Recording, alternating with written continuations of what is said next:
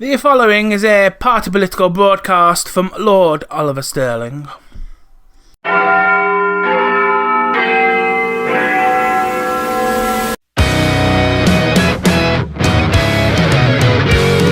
Okay, you lot. I'm not gonna play games with this. This ain't some pre-recorded, management-approved drivel. This is Oliver Sterling, unvarnished and unfiltered, speaking directly to anyone in that RCW locker room who thinks they know me. To those who think they know my future. When I walked into RCW, I felt a respect I hadn't felt in a long time. It felt like I'd finally found a place where my past, that decade-old ghost that's haunted me, wasn't the first thing people saw. I made a mistake. A monumental, tragic mistake that cost a man his life.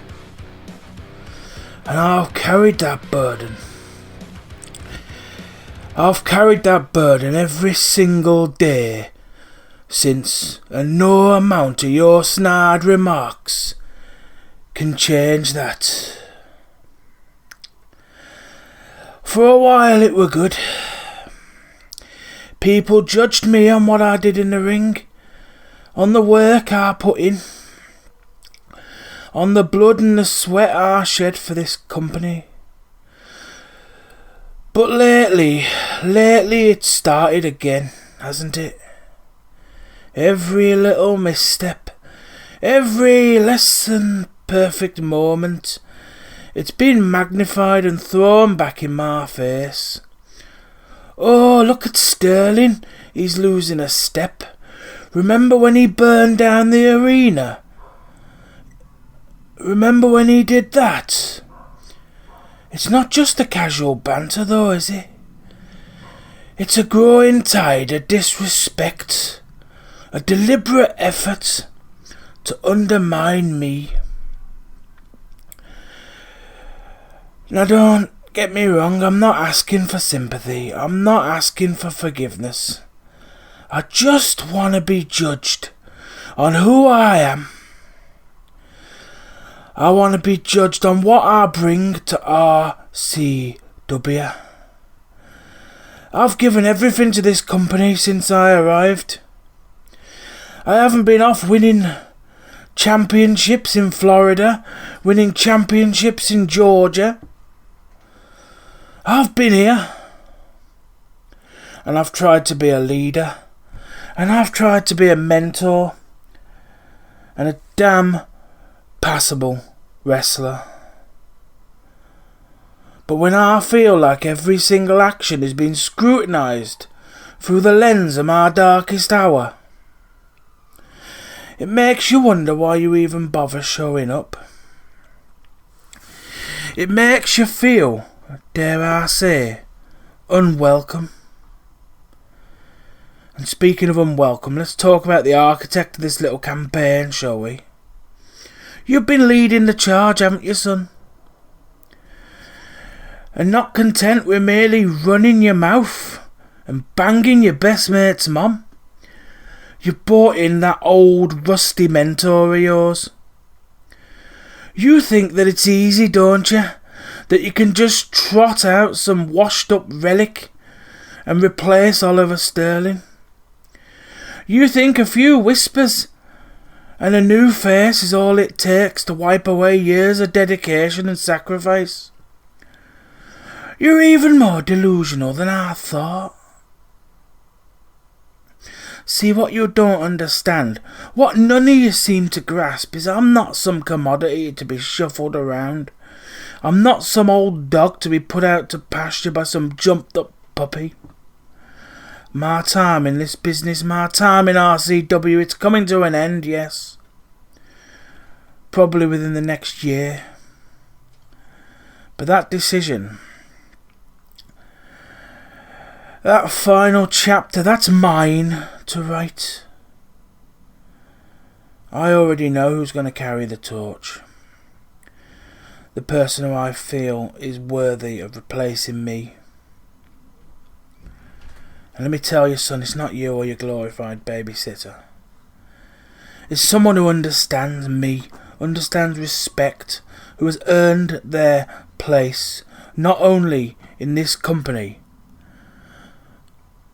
but has earned their place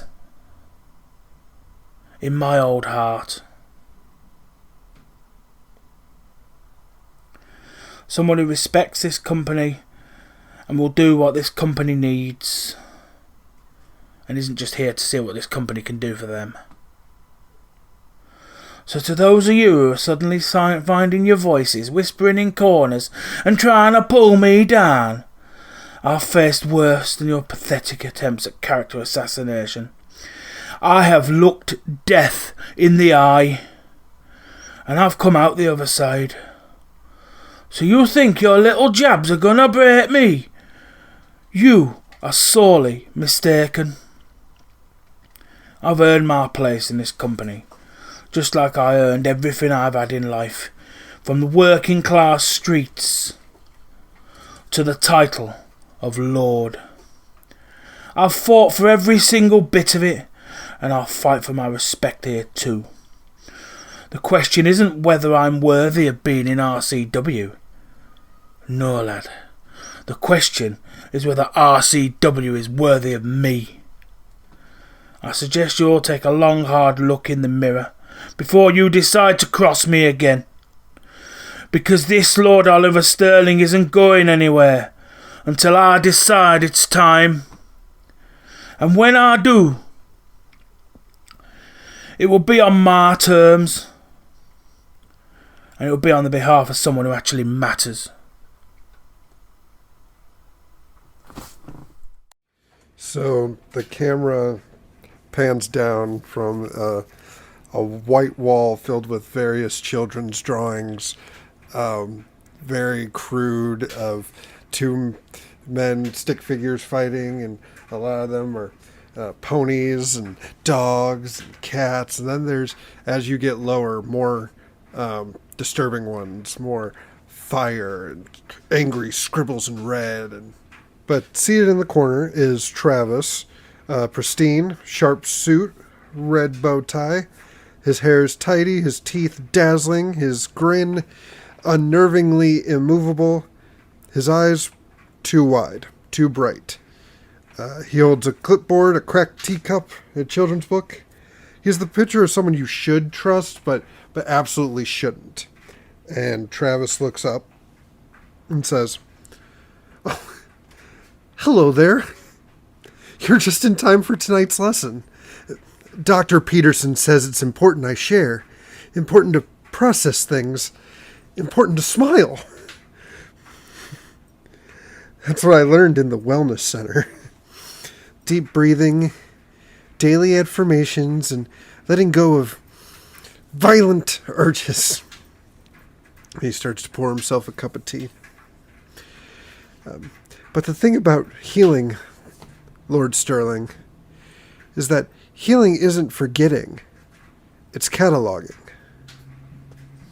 He taps the clipboard. It's names, dates.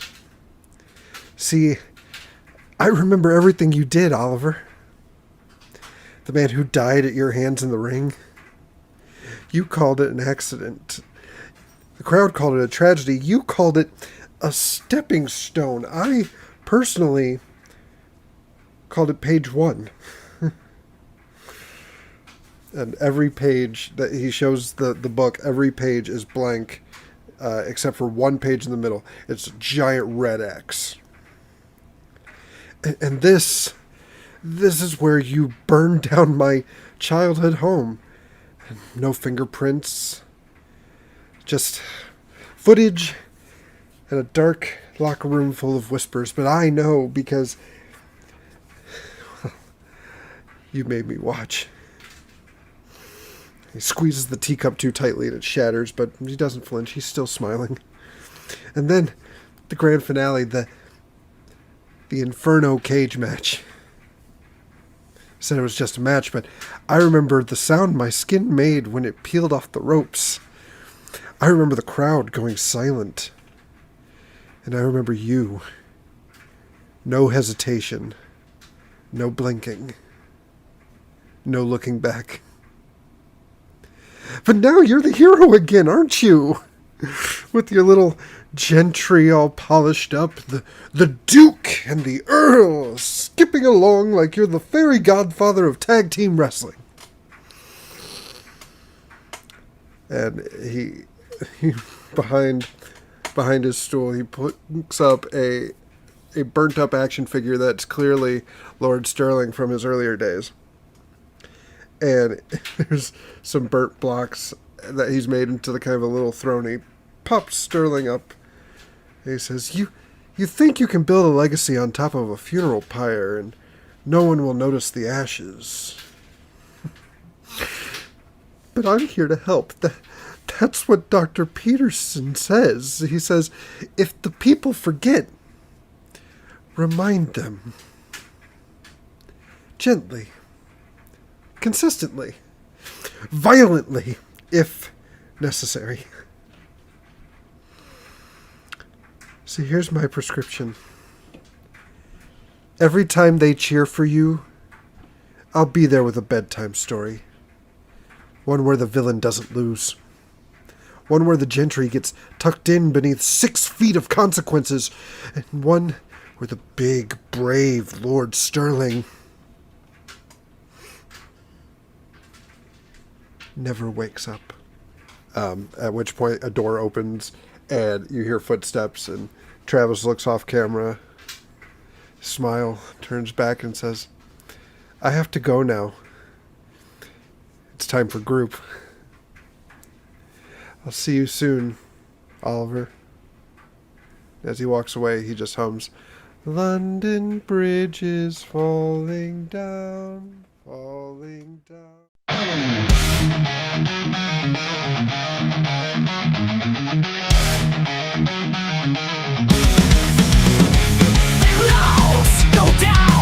Hello everybody and welcome back to Revolutionary Championship Wrestling. It has been a little while, due to me basically. We had this set up twice and I cancelled last minute because I just had other things on. But we are back here finally and it has allowed us, the little delay has allowed it so we can have the full cast here for this episode. We are on week 2 of season 2 of RCW Implosion. So I am Carl, your GM, DM, booker, whatever you want to call it, head booker of RCW. I play the head booker in the game. We are joined by Tom, aka Oliver Sterling. Yeah, I'm old. I'm old as fuck, but not the oldest character. Fun fact. No. We have got Kim, who plays Jack, but now also his secondary character is Lexi. And as well as the manager, Nova. Indeed. We've got Bradley, also known as the Bruiser. Darkness is about to befall this land. Bradley known as the Bruisers, because both of them are called Bruiser. Yeah. We have got the reigning RCW World Heavyweight Champion. We've got Onyx Adam back in the house. He's down there for me. He's in the center for me, so I'm not pointing. Yeah, he's dead. He's dead center on my screen too. You know, is that where the world champion lives, in the middle of the screen? Yeah. Pretty much. I mean, there's no way we could set that up in future, but you know. Yeah. Like I said, we discovered this is all. Oh, hang on. Yes, we can. We can do that thing with the names. Well, So- sorry, Onyx, you were going to say something before I interrupt you. Oh, I was just gonna do the little EO pose. It's me.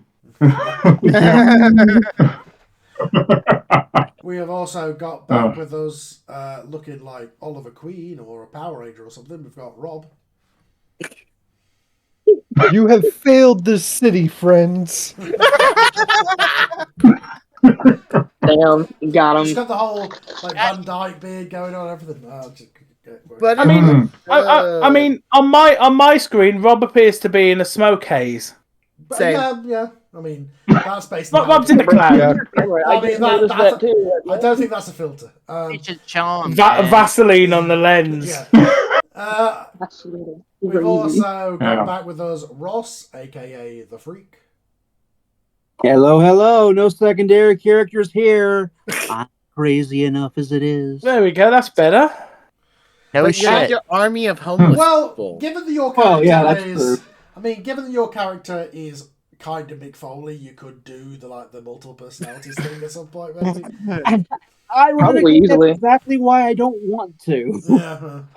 I am so naturally so much like him, and yes, obviously I love the guy, but that's a little too far for me. Not gonna lie. I can't die until I've seen you do Dude Love. So I can live forever. I can live We forever will based on arrange that. that in ECW. Freak- We'll arrange a dude love. Freak is Stay kind of tuned. like if Have He actually, mercy. I mean- hang on. He actually did admit Foley. I mean, Jude Love in Barely Legal. yeah, and like also like Freak is kind of like if Dude Love and Candice Jack did like a fusion dance. To be fair, a little bit. Yeah, like, and we've also got with us the newest member of the roster. We've got Chris, Thank you, Rob. played by Riley. Let's go unleash the storm. And that's all I'll say. Indeed. Mhm. Well, we've got a lot to get to on this episode. No, some people have got to go in about a couple of hours. So we will backstage stuff. We will kind of skip through a bit. But if anybody wants to make sure something is done backstage before the show, let's get it. Kim, go ahead. Yeah, both Jack and Nova got backstage things to do. Okay. Oh boy. So I'll just do Nova first. She does of course go to the booker Okay. because she has feelings and she needs to express feelings about being made a meat piece in a match without permission. Hi, Nova. What's up? So explain why Mhm. I got made a prize for the winner without being consulted, on top of the fact these two, even though it was all scripted for me to stop, almost killed each other. Literally. It's wrestling. You weren't actually on the line. Like it was all for show. Yeah, but with everything that was happening behind the scenes, it made it worse. Those two working themselves into a shoot is not my problem. I just want to put on a good TV show. I'm aware. But regardless, because of those shenanigans, I'm not working with either of them because they have to handle out their bullshit. Hang on. And I'm not dealing with it. You don't want to be the manager of either of them. I'm going to be the manager of Lexi until the two of them figure out what the fuck they're doing with each other and all that. That's what she said. Yeah. Okay. All right. Yeah. That's fine. I could go with that. Two Thank bald you. men fighting over a comb over there. Anybody else want to see me before the show begins? Yes. Okay. I got some stuff I need to discuss. A few moments later. And Jack's essentially going to For go the to the sake of booker. comic timing, I'm going to say that you Jack, and that you both go to my office at the same time and have that awkward, like, you're both sort of... Oh, bumping into hell each no. other. Oh, no. Nova and Jack come in and Nova pushes Jack out to deal with the booker by herself. Okay. Like she will literally push his face out of the office and close the door. Right, okay. Oh, damn. Yeah, it's like nope, So, my like, time. Bruiser, as you walk up, Jack is there just standing like he's been tossed out of the principal's classroom. Yep, that's very much And how as it Nova comes out, Jack can imagine you come in. Yep. Do you say anything to Bruiser? As of right now, no. It is probably because he's standing there and then sees the door open and goes in without realizing Bruiser's there first. But he goes in, closes the door, looks at the booker. I want to go after the IC title. Everyone wants to worry about the world. You have no one going doing the IC route. With your permission, I would like to be put on the track as a possible contender. Good idea. we do have the international championship. We don't have an intercontinental championship, but we do have an international title, or at least we did. I didn't know which championship we had. I just said IC. So IN, I guess, the IN title. Yeah, that's fine. We haven't brought that back yet. I am happy to do that. Tonight we'll get you on the road to that. Obviously, you know the plans with tag stuff right now, but we'll spin you off into that in the next couple of weeks. Well, I don't want to go in the tag scene again. Well, why after did you what join? happened. Why did you get me to put you in a new tag team last week then? Because you have Sterling in a triple threat match, so KC needed a partner, so I stepped up to be KC's partner. Oh, but it was you waited a whole new character. But all right, okay, all right. I'm not doing a whole new character. I'm still going back to the okay, but you said you wanted to be that new character, and then you revealed yourself in the match early, and now the whole. You're talking about the Duke thing. Yeah, that was done a little prematurely. Yeah. But after what happened with everything last, I don't want to be in the tag division that much. Okay. I didn't get to have a proper title reign because essentially you gave us the belt and then told the Freak do the storyline, and then it all went to shit. Okay. Bruiser, he gets to at least have a reign. He gets to at least defend. I would like the international title, and if I do happen to win it, I'm not asking to win it, but if I do, I would like to have a decent, a proper reign where it doesn't get ruined like it did for me with the tag team. Yes. Although the tag team was your storyline that you wanted to do. But yes. Okay. Obviously, I'll still do the tag match tonight. Yeah, I'm not going to say no to that. Yeah. Because you asked me to go and get my partner, and I'm going to give you guys some entertainment with that because my goal is to make them break character in the ring. Okay. Tonight, do the tag thing. We'll next time we'll do the next time we're at tapings. We'll do the international title.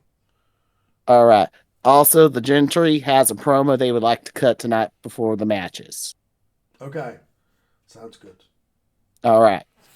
And then he walks out, goes and turns and sees Bruiser there, stares at him and just does the sup nod before walking away. Like the friendly sup before he walks away. If anybody else out there, okay, come in. So he pretty much comes in looking similar to this. You will also notice the double mohawk is finally gone because somebody finally got to get that crap off. She cut it off after the glass match. She went, fuck this.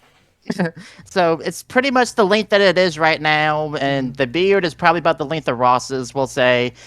But yeah, he pretty much looks like the expression going through hell. Okay.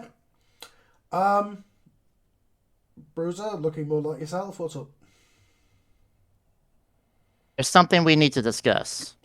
And I think you may know what I'm talking about, but let me break it down a little bit. Is it to do with Jack?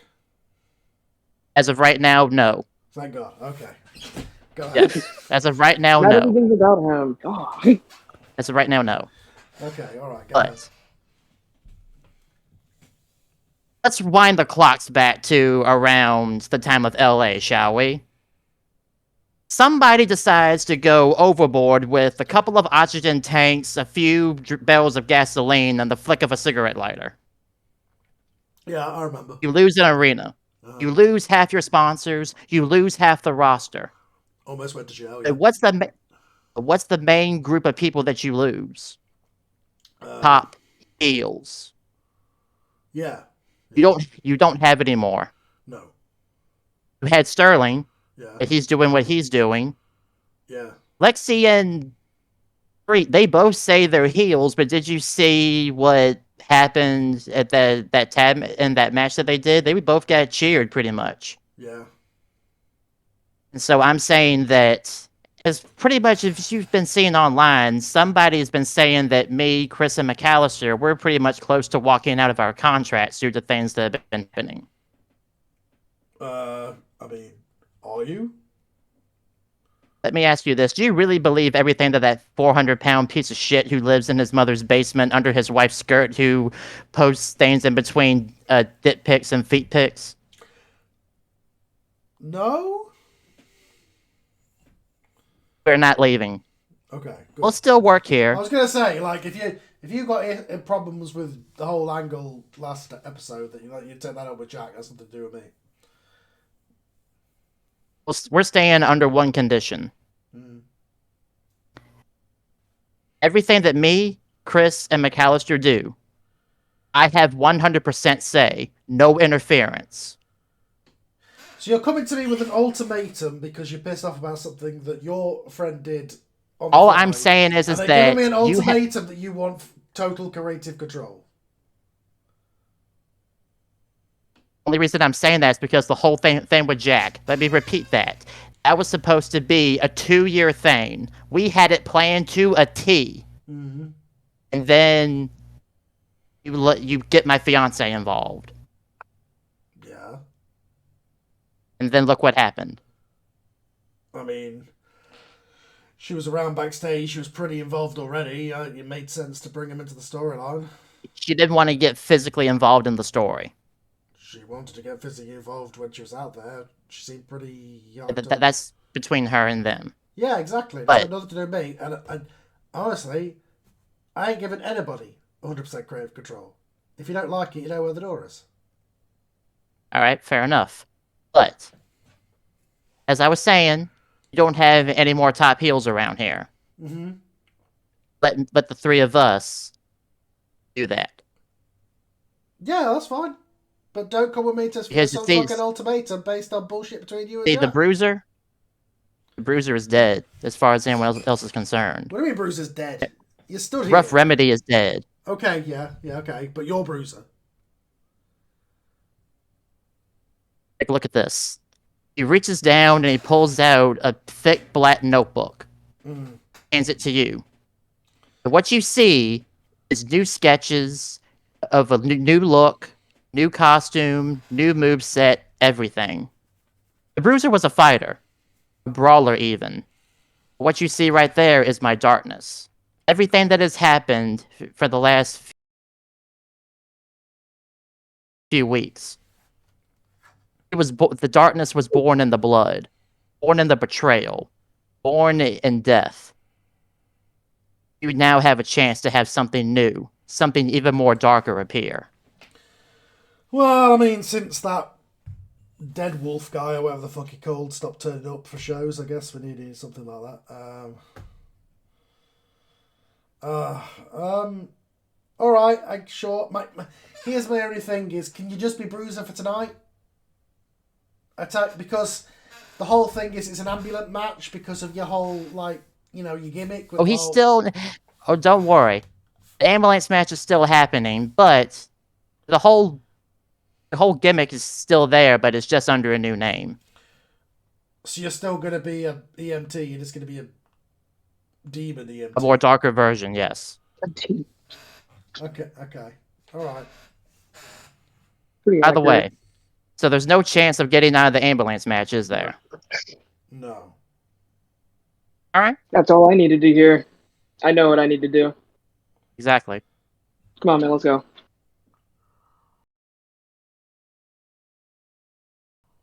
Alright. I guess we'll see you around. Okay. You remember the plan for tonight, yes? Oh, don't worry. We got it all taken care of. Good. Alright. Right. Anybody next? Travis, if that's all right. Yeah, that's fine. Walks past Bruiser and goes, "Hey, can you hang back for a sec? Just small question. Hey boss. So just been a minute since I cut the last promo. So Sterling is a good guy, right? Yes, unexplicably, yeah. The Gentry are tweeners leaning towards face, I don't right? know. He's a face, and then they're going out there going, well, we're all British and got silver spoons in our mouth still. So, I don't know what they're doing anymore.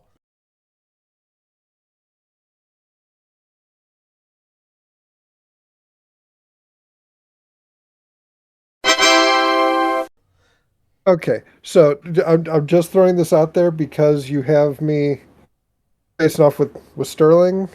Um, if it's Yeah. Gentry and them in an No, ambulance match, Sterling's all I'm not in saying that. is Sterling's not in that match. he's not. He's in the match with you He's not. guys. Because Oh, that's never the mind. feud is you and him, which is going to be built into the title thing, and then Onyx is going to spin off into something else.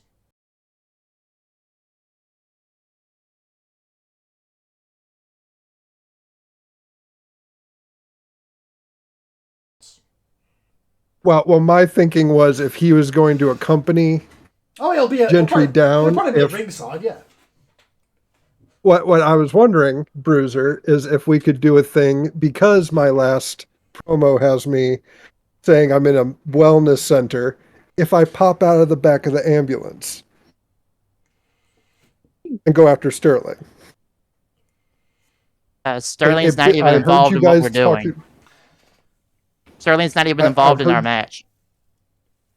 But if he slowly accompanies them, I can pop out at your no, entrance. he's not and He's we not can involved even in brawl the together. going. match. No. Yeah, It's not against the Oh. Gentry. Not involved? Okay, never mind then. See, Yeah. this is why I actually should look at the match card. We could Smash have the ambulance brought out early, and you do that. What if he's driving it? Never mind. Yeah. Actually, if you want the ambulance out early, let's just say I have I've done some slight modifications. So I can bring her out early if you want me to. Yeah, just have it in the second segment. Just have it be brought out, and we can have him bust out of it or whatever is his entrance. Yeah. Sweet. Wait, hold on. So does that mean we're changing the complete orders of the match? Because that's now confusing to me if we're having an ambulance show up after a match that doesn't need an ambulance match. No, I'll just be there in the aisle there. He won't be involved Yeah, in the match. I'm not trying to screw up any plans. I was just curious if that was possible. Yeah. Also, if I can have a backstage, I'm about to talk to Freak and see if I can borrow one of his homeless people. And Travis just holds up a roll of duct tape and says, "I have an idea." Oh God. Okay. I am definitely intrigued. Oh, for God's sake. Well, Yeah, like I said, No, I don't you want could be to. here I don't want great. to screw up anything. I don't want to screw up anything. I just thought the ambulance thing would be kind of cool. But if that's every time you want me, don't worry about it. But Okay. Anybody else want to have a conversation with me backstage before the stoves begin? And now for something completely different.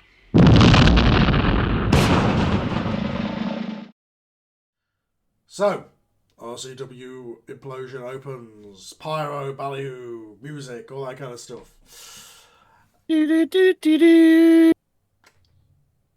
And in the ring, Rayon is stood. Ladies and gentlemen, at this time, allow me to welcome back to the RCW arena the RCW World Heavyweight Champion, Onyx Adams.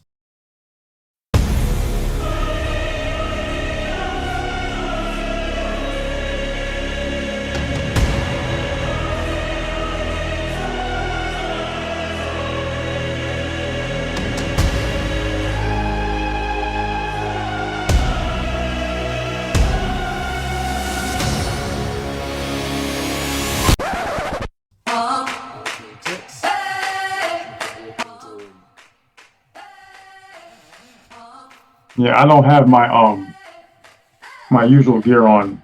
I just got back in from Mexico, so I didn't have time to change. Went to the hotel and everything. So I got jeans on and a shirt, t-shirt. Obviously I got shoes on. I almost had jeans and a shirt. But yeah, come in the ring. I am very tired. I'm very tired. I'm bruised. You know, taking the world part very seriously of being a champion. You know, but I've heard rumblings that I could be what they call a paper champion because I haven't been here for a while. You know, but I can't help that I get bookings other places. I'm going to take them. You know, this is not just a job for me. This is my livelihood. You know, so anytime there's an opening that I can go out there and showcase who I am. The main person who apparently has been saying that about you online is Oliver Sterling. Is the Yeah. are to be believed. Yeah, I mean, I have all the respect in the world for Oliver Stone. He's been around, he's done everything, but it's just the fact that just to call me that. I mean, yeah, I haven't been here. I haven't been here, but like I said, but when I made sure when I was going to be able to become a world champion, that I was going to do whatever it takes. I'm going to do whatever it takes. I'm going to wrestle whoever I need to wrestle. You know, put on a show. That's what I'm here to do. Like I said, this is my livelihood. It's not just a job. You know. But like I said, if he wants a shot, let's do it. Hang on. Are you saying you will give Oliver Sterling a shot at the RCW World Heavyweight title? Yes. Exactly what I said. Yes. All right then. At that point, the music of Oliver Sterling hits. As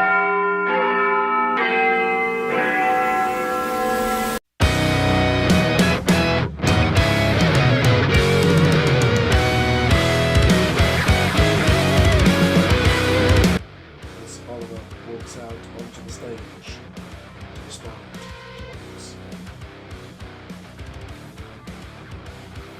You know, when you get old, like I am, you can't help but think about the next great adventure. You think about the pearly gates, and then you think, Sterling, you've been a prick most of your life. You know you ain't seen the gates of heaven. But they say all dogs go to heaven, but not this old dog.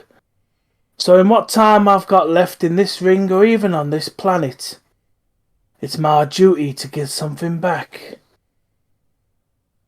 Now I know there's a lot of people around here who've been world champion, and I'm looking at one right now. But I've never been world champion. I've had a few local titles here and there. But if this is my last 12 months in this business, then I'm gonna chalk that last one off the record, one way or another. Are you accepting his challenge to challenge him for the title then? You're damn right I am. Onyx, do you have a response?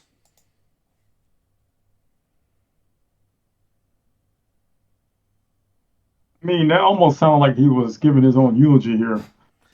Talking about he got 12 months. But yeah, just like he's worked his way up. He's worked his way up. He's done everything except, like he said, been a world champion. Like I said, I'm banged up. I'm bruised up. This is not going to be an easy night. He's got to give it 100% if he wants to take this belt off of me. It's going to be very hard. I don't want to sound cocky, but I know I probably just did it to everybody. But like I said, it's not going to be an easy night. And like I said, you're going to have to give it 100% if you want to take this belt off of this paper champion. At that moment, some different music hits. Happy joy, joy, happy joy, Off key or beat. Demented children's music. Yeah, as ambulance starts backing into the aisleway. Well, the commentators are going, wait a minute, it's not time for the ambulance match yet. What is going on here? As it backs into it. Now, Bruiser is driving, but he's got a hoodie on so that nobody can see that it's him. Because obviously he's lending it to us. But yeah, he's backing it up. And then the back doors of the ambulance open. They're kicked open and out I come in a slightly ill-fitting, slightly singed Pee Wee Herman suit. Red bow tie and all. And I say, oh, hi guys. It is so great to be back here in RCW. And, I really want to thank my good buddy, Sammy here. And I grab Sentai Ranger, duct taped from the back of the ambulance, for being such a good sport. Like, the boys in the back know it's Sentai Ranger, but he doesn't have a mask on, so it's just a random guy. for letting me out of the wellness center on good behavior. Thank you. Big kiss on the cheek. Toss him back into the ambulance. And I'm just... It puzzles me, Onyx. You get insulted by a man calling you a paper champion, and you give him a title shot. And Lord Sterling, I remember as I get older, much slower than you, that title shots were earned, and I think it should go to someone who's real and more apt to carry this company. Onyx is such a good example of an athlete, and you are not. So, if we're throwing around title shots here, what say we give me a chance to brush off some ring rust, and we make it a three-way? Hang on, wait a minute. What, a three-way? Sterling, would you agree to this? I'll take any opportunity I get.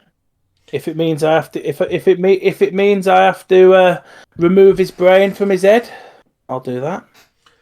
After all, it sounds like his brain ain't working right now. Onyx, would you accept a three-way dance for your championship?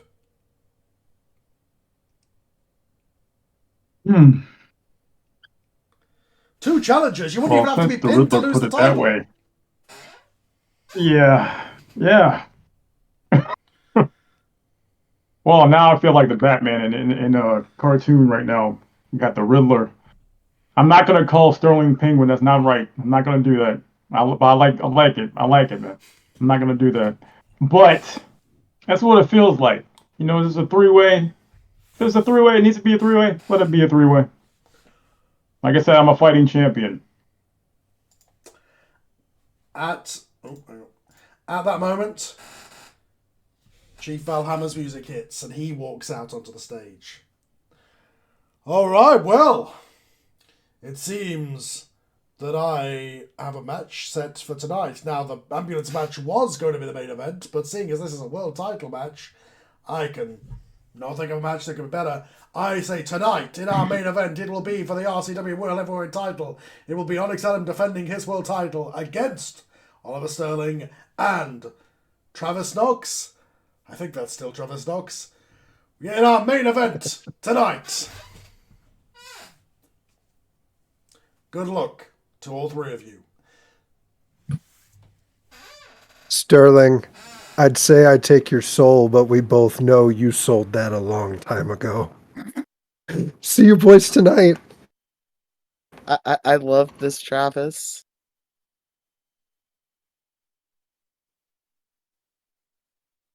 That was awesome.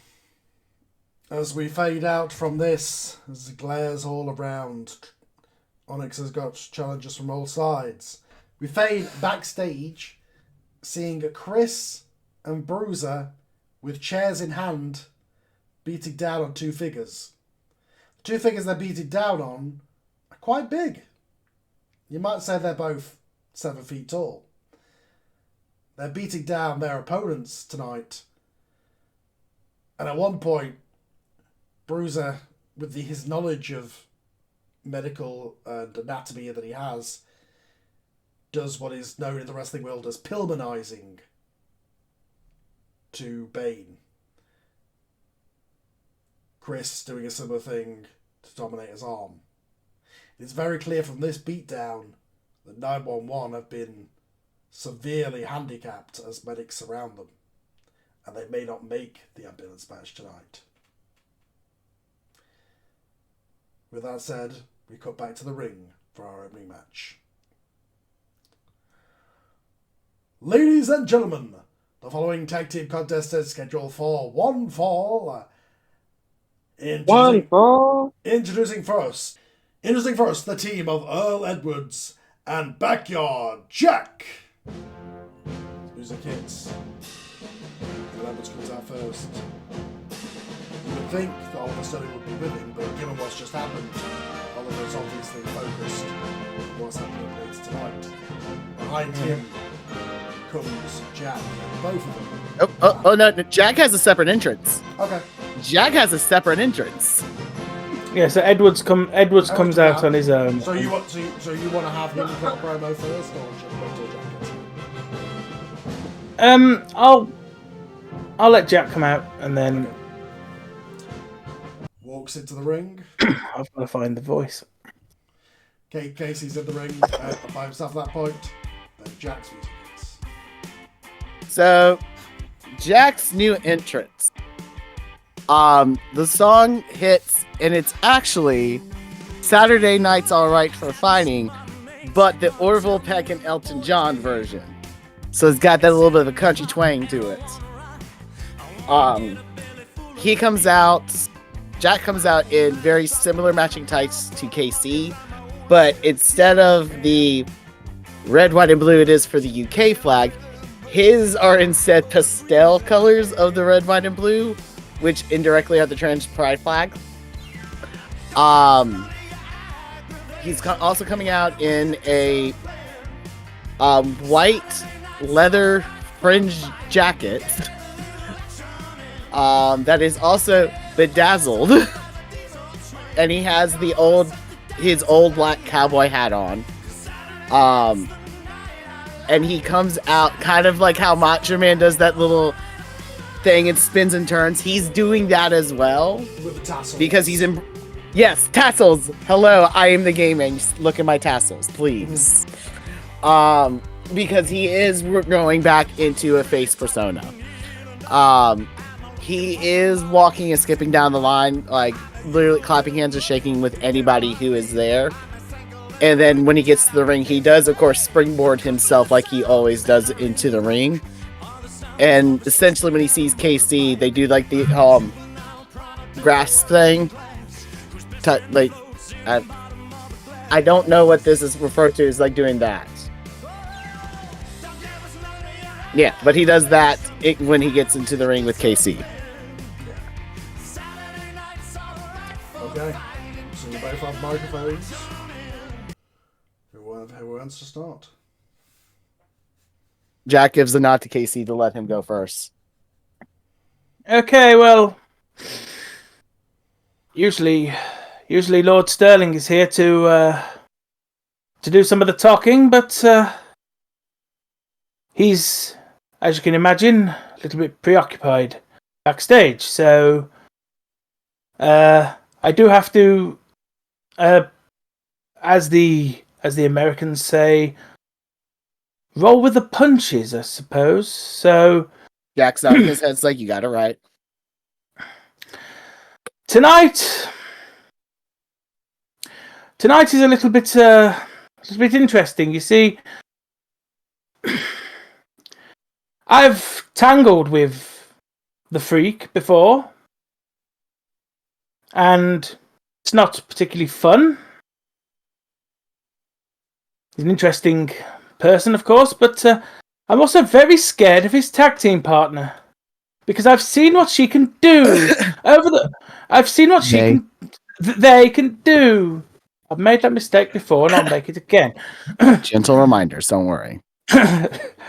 I've seen what they can do over the weekend at Yorkshire Pro Wrestling, and not only was it impressive, but terrifying. And now I'm standing next to this particularly excitable individual who says it's all going to be okay, and I really don't know. So, Jack, you've got stuff to say, and help! Please help me. I don't know what I'm doing here. So Jack is grinning as he comes over and pats like Casey on the back. Casey like pats him on the back and shakes his like you did good. And then he takes the mic. Casey, my man, I promise you. Lexi may be terrifying. I might have kind of seen the moment as bane somebody, And then he points to himself saying that was me. But I got your back. Don't worry. Now, and then this point he turns to the audience and towards the cameras. Now, I know here you all have some questions about how I'm here with Earl Edwards and Lord Oliver Stirling. Now we need to go back to that paper. What did we call the pay-per-view? Was it just Supercard? Supercard, yeah. Okay. Like Supercard. That glass match. It hurt. Oh, it hurt. But it wasn't just physically hurtful. It was emotionally. Now, that night, 15 years of friendship broke. Nova. And I know you're listening, all right? You chose your man over your best friend of 15 years. A man who, for a while, didn't even understand why I was hurt or mad and just assumed I was just acting like a brat. I suffered that night. 2 second-degree burns, a couple of bruised ribs, and several cuts. I also had to get surgery on my back for some of those eye tubes. Now, those two, while this happened, did not even come check on me. Nova, were you too scared to face me? Were you scared that you decided to choose Dick over your best friend? Because clearly, M. Bruiser. Wow, my man. You are a motherfucker in more ways than just one. Casey can't help but laugh at like a lot of this. He's trying to sort of do the stiff upper lip, but like the lips quivering. You know, like Jack hasn't told him any of this, and he's like, "No." Carry on.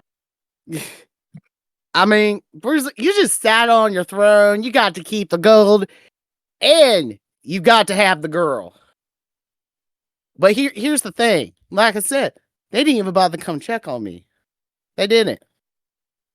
But you want to know what the kicker was, guys? This boy and Lord Oliver Stirling, they came and visit me. They even came to my house to check on me and also to wish me a happy birthday. And I promise you some of that fine bourbon, so good. But I digress. They were checking on me even when they were in the UK doing some matches here. And then Stirling, when I started walking again, got into my physical therapy, Stirling looked at me and went, hold on, let me get into character here. And he turns and goes, listen here, lad. We might have had our differences, but with what you went through, no man should. Casey and I got your back. You need help getting the ring ready? We got you. You need a gym buddy? We got you. You need a family? The gentry have your back. And that is his really bad impersonation of Lord Oliver Stirling. I say as this man's an actual... You sound more like Sterling than I do sometimes. And this man's a trained actor. He has a theater degree and does a purposely terrible impersonation. So now I'm back here. And I got Legentry with me. And now I'm coming for that international title. I will fight to get that gold again. And I promise you, if I get that, ladies and gentlemen, and all those in between, I will make you proud.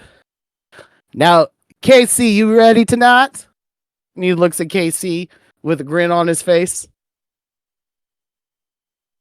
Let's do this. Oh, that's the Sterling voice. Hang on. I'm in the wrong voice. Whatever. Yes, let's do this. All right. And then he's going to turn towards the ramp. Oh, sugar plum!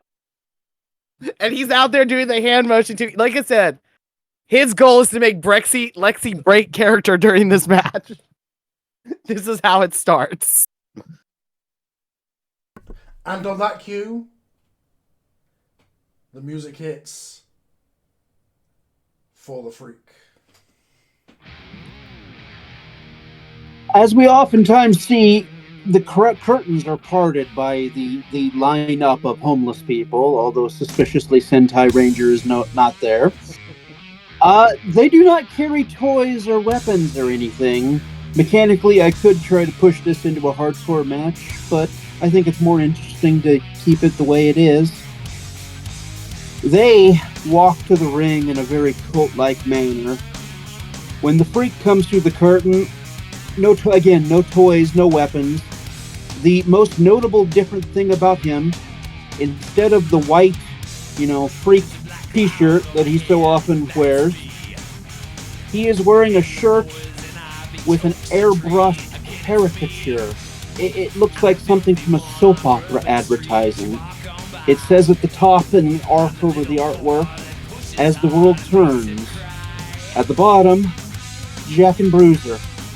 And the picture is caricatures of the two of them in some sort of argument. The Freak smirks and walks to the ring. Okay. Another reveal of Freak's new t-shirt. At that point, Lexi's music hits. I was about to start talking and went, "Oh, yo, I muted my mic. Hold on." I've done that about 5 times tonight. Yeah. Well, no, because I muted it to pull up Lexi's promo music to send to Tom again, and it's a good song, so I will listen to it. It's just good to me. The music hits, and they come out full energy. Their shirt this time, because their shirt will always change, because they can do it, because they are immigrant. It does say "fuck ice." So they do have a take with that, and it's done in like the old English, like the very right now, the punk and emo crowd and metalheads and everyone who's like, no, fuck ice. That's the shirts they're wearing, kind of like Brody Kings. But behind them, coming out, watching this person just go a little hog wild monster, is Nova just standing there watching Lexi going, this child. Like, Nova very much has the look of this child. This child. Bruiser knows this face because he's seen her make it towards Jack several times, has made it towards Chris a couple of times, is now making it on camera for Lexi. But Lexi is like stomping and like moshing their way to the ring, and climbs up onto it and just in Ultimate Warrior just shakes the rope before climbing in. And they have this moment. They walk over the Jack, stares him down, but Jack's just sitting there grinning, just smiling and grinning like, hi. And right there, Lexi is fighting a smile and just immediately turns back towards the Freaks like, nope, not doing this today.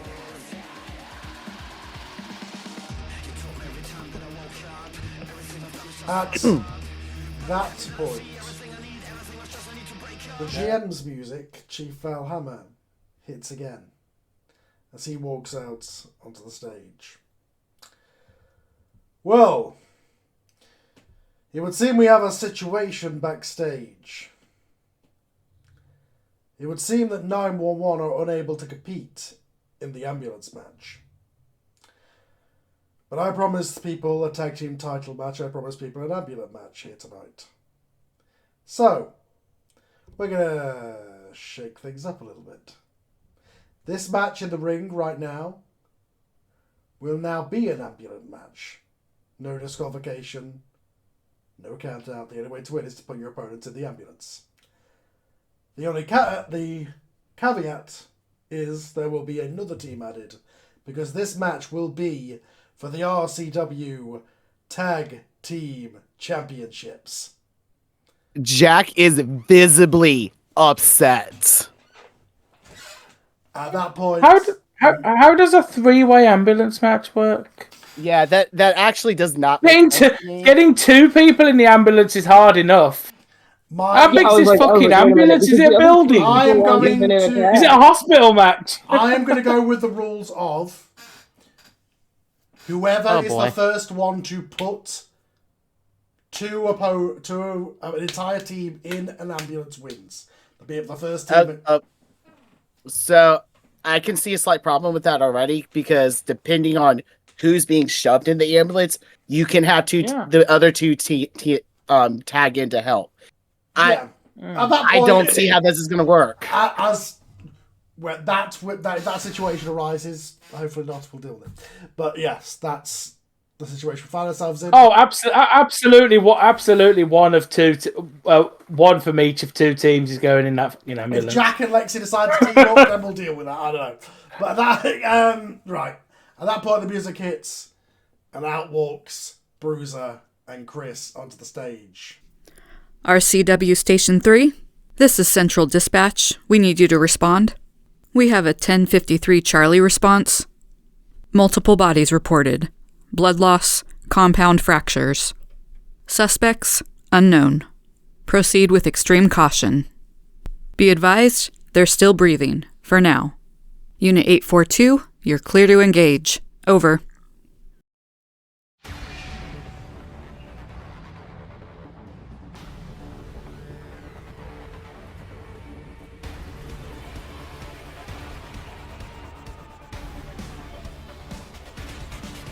The ambulance backs up.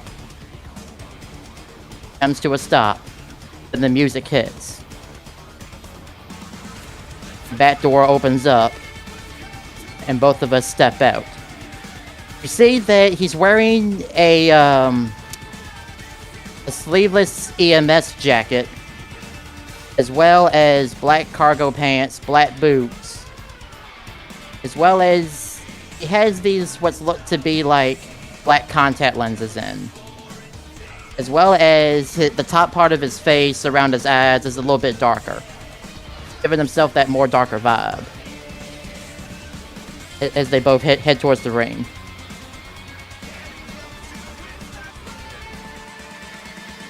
I'm going to say Jack hops out of the ring. He is visibly unhappy and does not want to do the match. Okay. What's Chris doing? Chris is with him. He's also wearing like a sleeveless jacket with like a hood on. And he jumps out after. I'm sorry, they jump out with Bruiser. Should I? Have you revealed the name yet? I haven't heard it. No, I hadn't, because we got thrown for a curve here.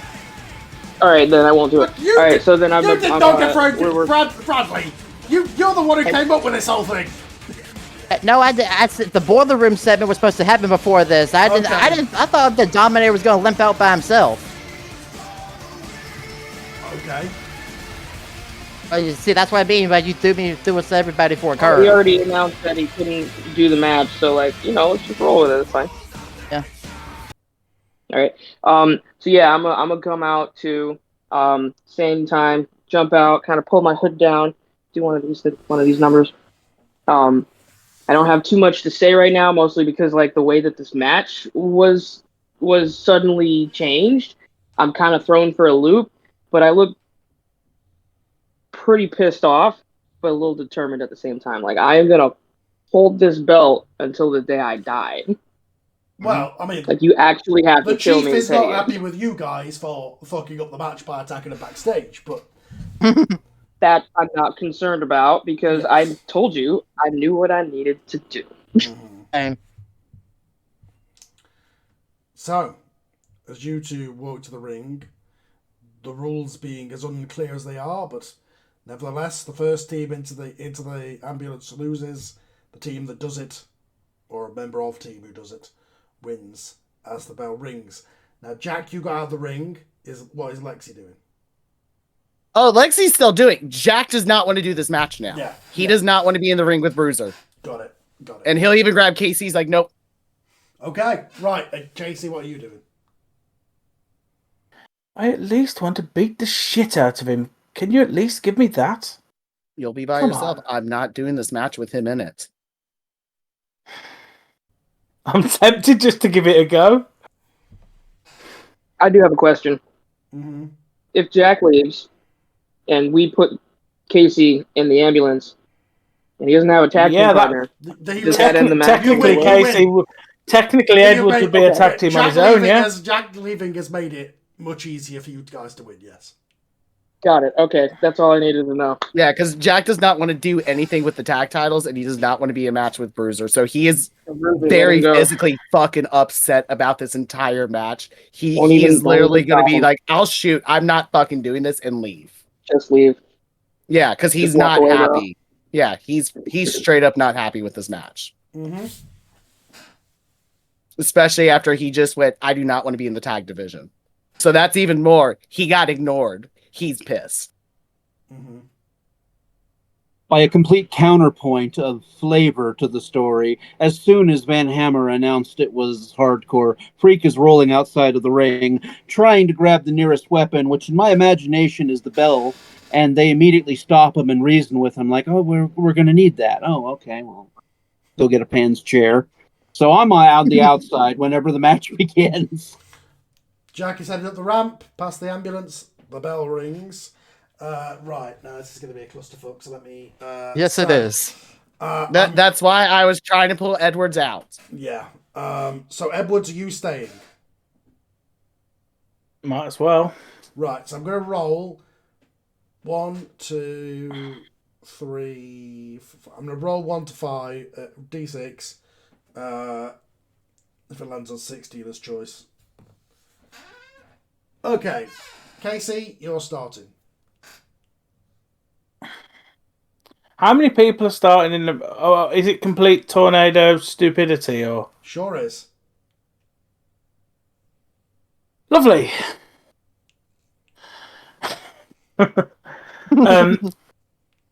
Genuinely, he's looking around like a deer in the headlights because Jack's really sort of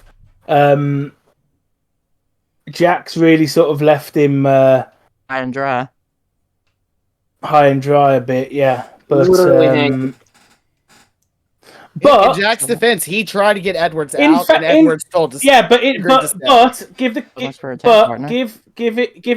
him credit. Yeah, the kid's got a pair of balls on him, right? So, and you don't turn down title opportunities. Sterling will have instilled into him, if you're given a title opportunity, you fucking go for it, right? So he's obviously terrified. He's obviously terrified of 2/3 of this match, to be honest, because he's been attacked by the Freak and has seen what Lexi can do in non-RCW matches. So I'll just let somebody else start. I don't know what to do at this point. It doesn't help if I start. Your choice for your throw. Just then. That's how it works. First person can do it. One of you just take over because Casey genuinely isn't in a position to start. Who do you want to throw to? Who wants to hit me first? I mean, Lexi's in the ring. Yeah, go ahead. I was actually going to ask who's in the ring right now. The original people. Everybody people in the match, apart from Casey's on the outside. The people who were in the original tag match, apart from Jack, the 3 are in the ring because you were about to start. Okay, so Casey, Freak, and Lexi are all in there. Yeah, Freak was and then fucking around the outside. And Bruiser. Me and Bruiser are just kind of like outside. So if Lexi now takes control, you are in the ring. The Freak is around. Across from you are Bruiser and Chris. So Lexi, you have control. So because Tom and Freak, you can check. Tom and Ross, you can check your messages. Yeah, I sent some. I know. Ross, did you see what I messaged? Let me double check. I seem to be having trouble. I tried posting a couple things that didn't. Oh, now I see. Okay, just be aware. Yeah, I saw that. Yeah. So, because they witness their boyfriend walk out because they're angry. They see Casey is shitting bricks. Casey is spared. They're instead going to suicide dive Bruiser. Okay. Roll body for that one. Ah, shit. Here we go again. Yeah, and they got +3 body too. Yeah. I said it once, say it again. OP as fuck. 10. What was that? They rolled a 10. Okay. Down. You tackle into Bruiser. You both go to the outside, tumble onto the floor. You have a advantage for that one. Momentum. Sorry, advantage. Wow. So, Oh, I got momentum? You got momentum for that because it was a crit. So yeah, you guys, you basically cross-body him over the top rope, and then you both fall to the floor on the outside. Right. Lexi is going to whisper into Bruiser's ear. I will deal with him in reference to Jack.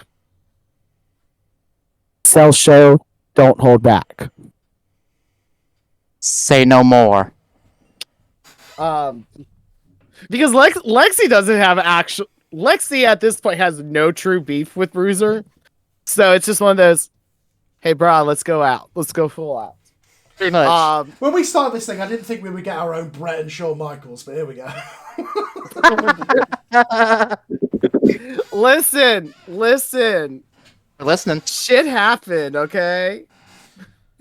Both of you coming to me behind the scenes and making me do surprise things on each other. Hey, as I stated, Which one's Brett? Yeah, which one is Brett? Who is who in this scenario? Who's the Shawn Michaels and who's the Shawn Michaels and who's the Marty Jannetty? No, Bret Hart. No. Which one's Brett and which one's Sean? Because I think that might make Oliver Sterling Goldberg, and I'm not sure I'm comfortable with that.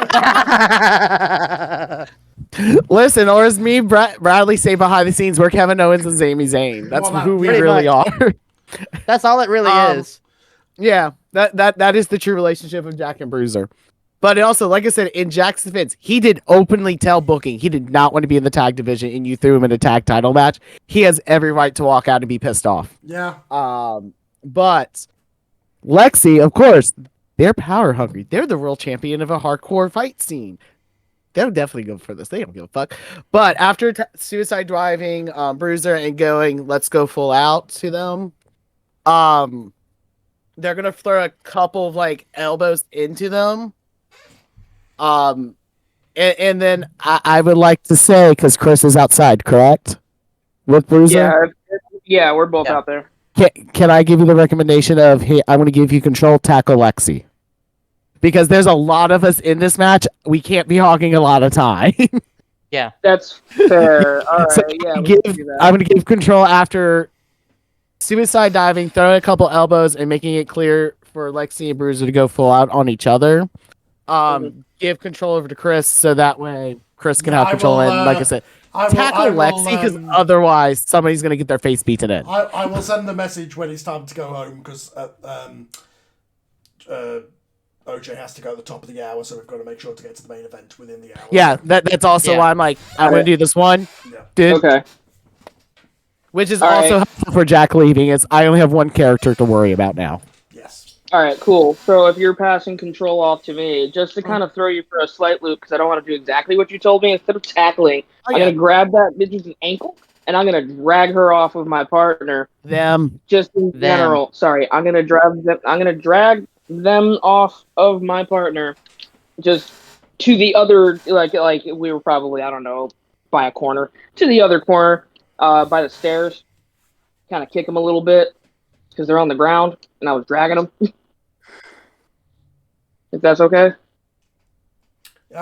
Cool. Yeah, I'm dragging, yeah, like, sure. Yeah, my that's thought fine.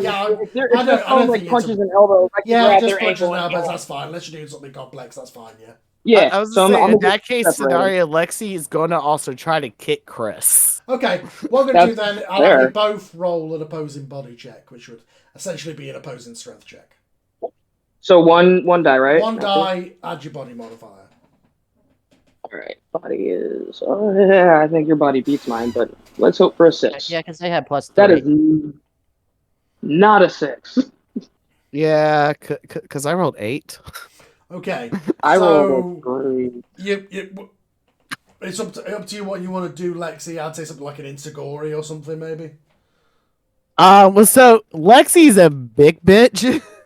Big old They are muscle mommy. So doing very aerial moves not in their repertoire whatsoever. They are essentially, oh, Chris is grabbing my other leg. Because I've actually done this, so I'm gonna have to demonstrate it because I've done this in actual matches. Like somebody's grabbing my leg, and I'm able to like swing my hip around to do a roundhouse to the head. Yeah. Okay. Yeah. In doing so, To the head? I'm sorry, what? Yeah. In doing so, You're leaning down, pulling my leg. Yeah. You're. Yeah. So in doing all right. so, That's obviously Chris rolled a botch as well. So you take control again, Lexi, from that kick. All right. All Lexi's gonna do so that way I can give control to somebody else at this point. Grab Chris and throw him into Bruiser. Okay. Down both go down like 10 pinballings. You know. Yep. And then I'll throw control to Ross so Ross can do something now. Freak. Okay, Freak was outside the ring getting a chair, and I was seriously considering chasing down Jack, legit, but I understand the story reasons. So instead, I'm going to go for what I think will be a great visual. As I understand it, KC's in the ring. He's been playing the very I'm scared of these monsters. So I'm going to roll into the ring with a chair and be a monster. So going to stalk into the ring and try to be as scary as possible for him to play off of, and then I'm going to try a chair shot. Oh, what, just straight to the head? All right, okay. Roll yeah, pretty much.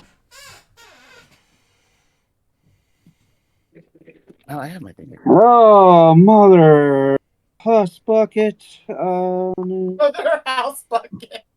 Oh my god. I love that. That was a 2, wasn't it? 2. Yeah, all things considered. Okay, you 2. swing. Unfortunately, you trip as you do so and miss Casey completely. Casey, the Freak has just dropped a chair, having swung it for you. Unfortunately, he completely stumbled, fumbled, and dropped it. Casey, you're in control.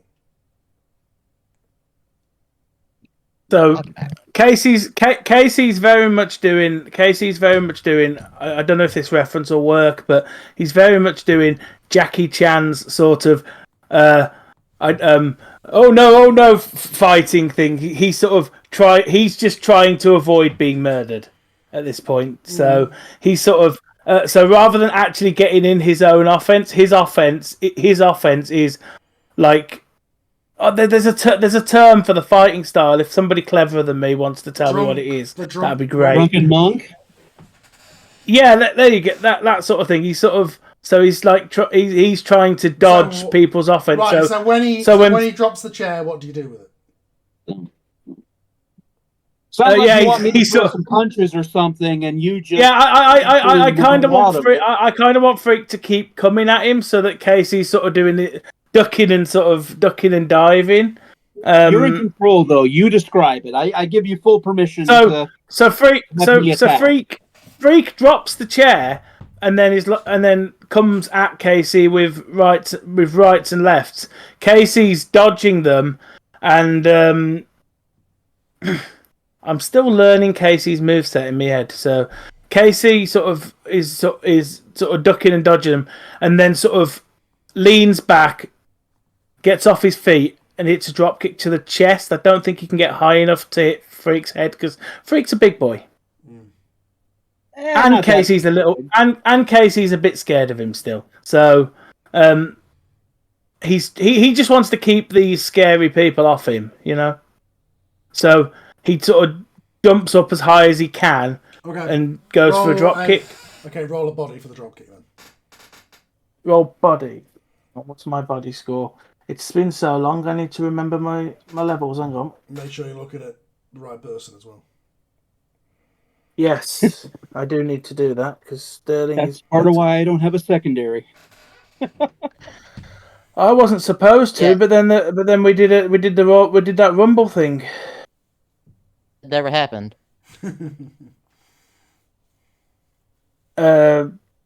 My modifier is 0, and I rolled a 7. Okay. So you managed to successfully nail the drop kick. It's not the most beautiful drop kick in the world, but it's a drop kick. It's fine. As Freak stumbles back, you're still in control. Unless you want to throw it to somebody else. Yeah, throw to who hasn't been for a while. Lex, throw to Bruiser because Bradley's done sod all this match, and he's not going to be very happy with me if I don't get him in the match at some point. Come and kill me! All right, so at this point, since Lexi did tell him to go all out, don't hold back, that's what he's gonna do. So, you're muted, Kim.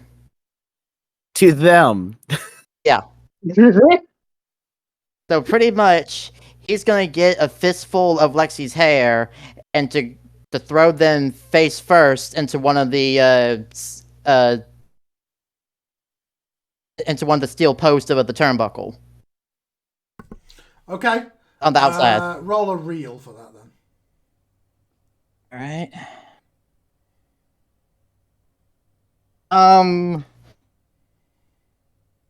That was a double 6, and my reel is a 1. That's 13. Okay, so. Okay. I'm so sorry. Lexi just died. Lexi, roll a word. Oh, fuck! You're rolling to see if you get your I'm so sorry. You're rolling to see if you get your hands up. Wait, hold on. Can I theoretically spend a momentum to throw my hands up? Yeah. Instead. Yeah. I'm going to spend a momentum instead. To make sure you don't knock yourself out. Yes. Yeah. Yes. Yeah, That's okay. that's what I'm going to do. So I'm gonna use basically, Bruiser, you only momentum. One of their two momentums today. But I just misgendered my own goddamn character because of Bruiser, you get a momentum for that because that was a crit. As you throw Lexi towards this post, Lexi, as you're going to it, Christ, that was a bit more force than you were expecting, and you quickly are able to get your hands up at the last second to stop yourself being brained on this post. Get your hands up.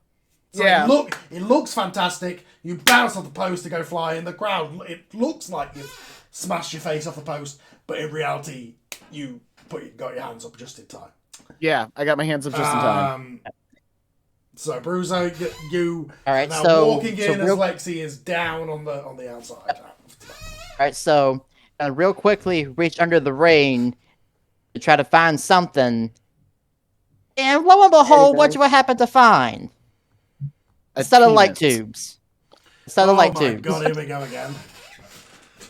Carl's like, I fucking hate Kim for being this motherfucker. Yep. We're just CCW now. So he's basically going to get Lexi sitting up on their knees because he remembered how Lexi did the whole damage to themselves. And so he's going to basically take a big swing with one of these light tubes over Lexi's head.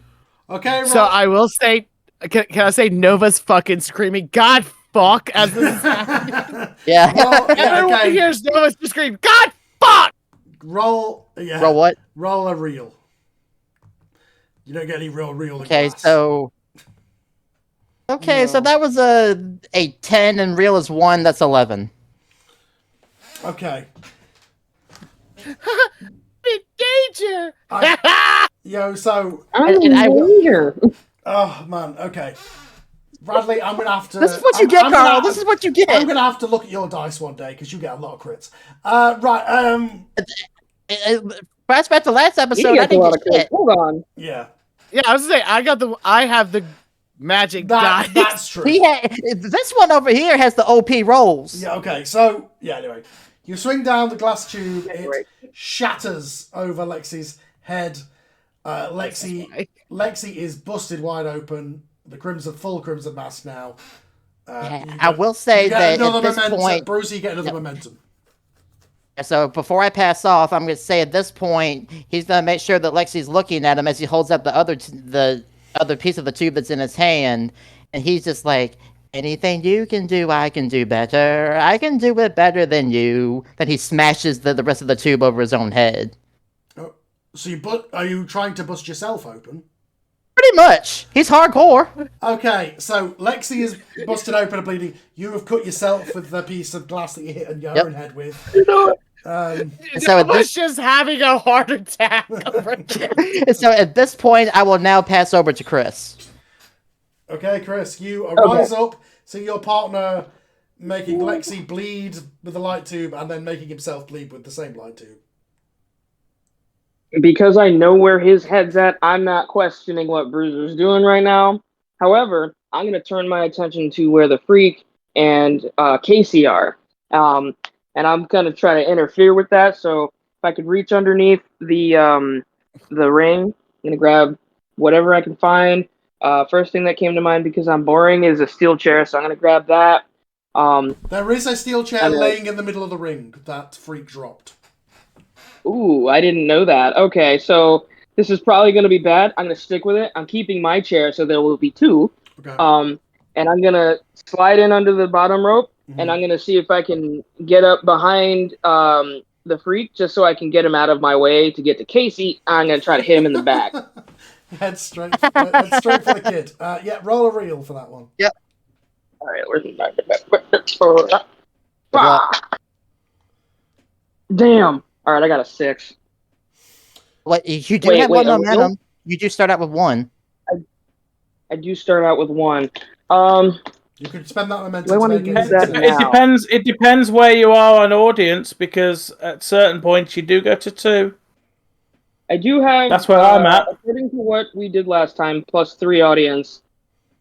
Which means you should start with 2 momentum, right? So Yep. So you'll have 2 momentum. You can spend 1 to make a success.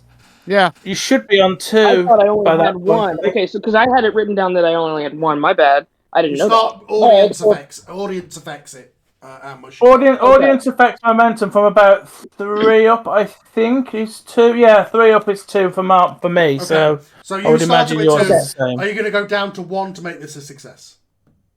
I will make this a 1 to make it a success because I wanna at least knock him down so I can try to get to Casey. I want to get him out of the ring. It's not the best chair shot you've ever received, but you know, Casey, you haven't received many. So you sell it, you go down as the chair shot connects. I thought she was targeting Freak. No. Yeah, I thought she was hitting Freak in the back to knock him out. No. Yeah, I thought Chris moved Freak out of the way to get to I understand. Oh, right. Yeah. Sorry, I missed that bit as well. I thought the chair shot was to knock Freak down. That's what I laughed at, because Chris was like, "No, you'll like it too much. Go straight for Casey." Next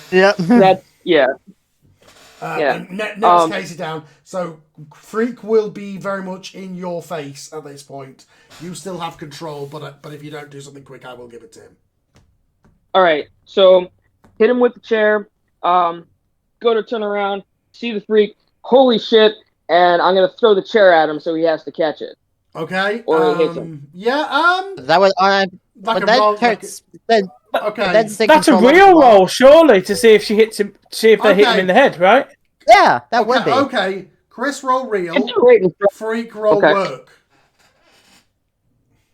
Okay, we'll do. Oh, where'd that go? For the Van Terminator. That's a 7. That's a 7. So it's 8 minus 1, so 7. Just barely got it.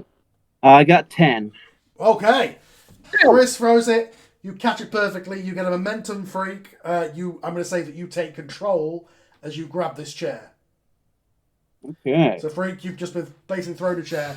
You see Chris coming at you. Basically looks like that they are going for like a Van Terminator style spot, but you now have control because you got a grip. And you got momentum for that. You know what? It didn't work last time, but when you see what is that phrase?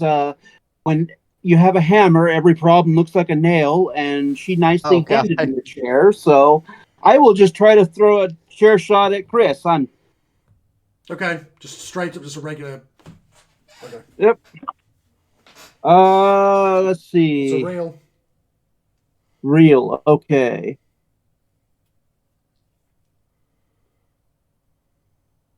That would be 5 on the dice, but I am absolutely going to spend some momentum to make that the 7. With that one you just gave me, I was at 4, all things considered, because of some of the mechanics on my sheet. So that's dropping me down to 2 by my math. Correct me if I'm But wrong, you because I suck managed at to math.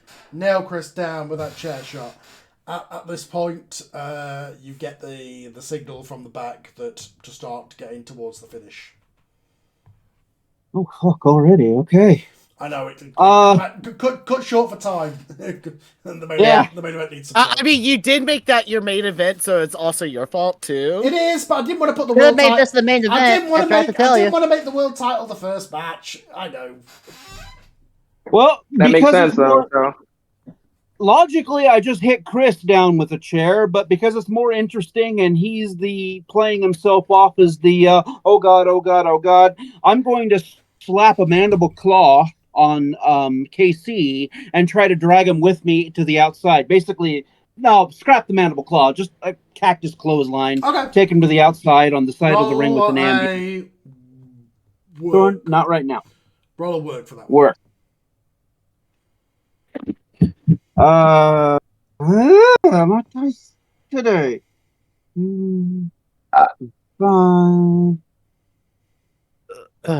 You know what? We need to get this going. Oh, hold on. 3, 4, 5, 6. Okay, that makes me feel better. I'm gonna have to spend 1 more momentum to make it a 7, so I'm down to 1 momentum. But I will cactus clothesline KC on the side of the ring towards the ambulance. And when we get back up again, basically just gonna try to grab him by the back of the head and drag him in that direction. Mm-hmm. And I will pass to KC so we can try to get something of a comeback before we have to shut it down. As this happens, Bruiser, you get a message from the back. You need to be distracted by by Nova at this point. So Nova is going to do something which is up to Kim that is going to distract you. That's all depending on Bruiser's actions, actually. Mm-hmm. Yeah. So it would all depend on what you Bruiser's two work doing. that out between yourselves as how that will take place.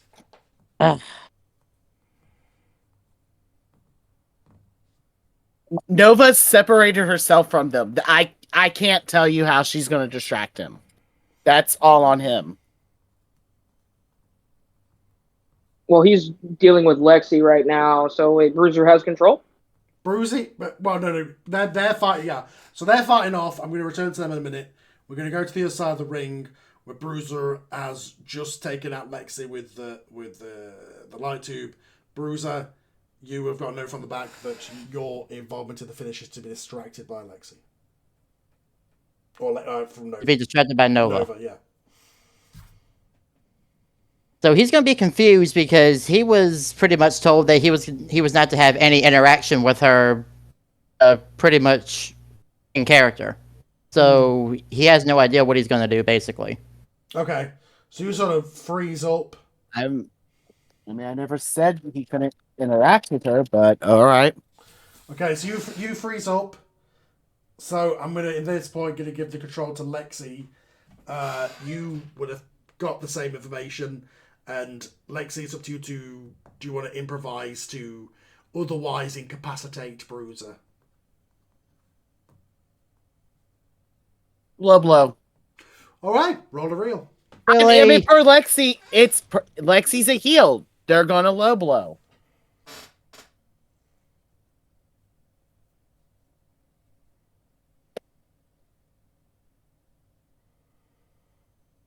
Well, that was a joke. Nothing happens. Oh.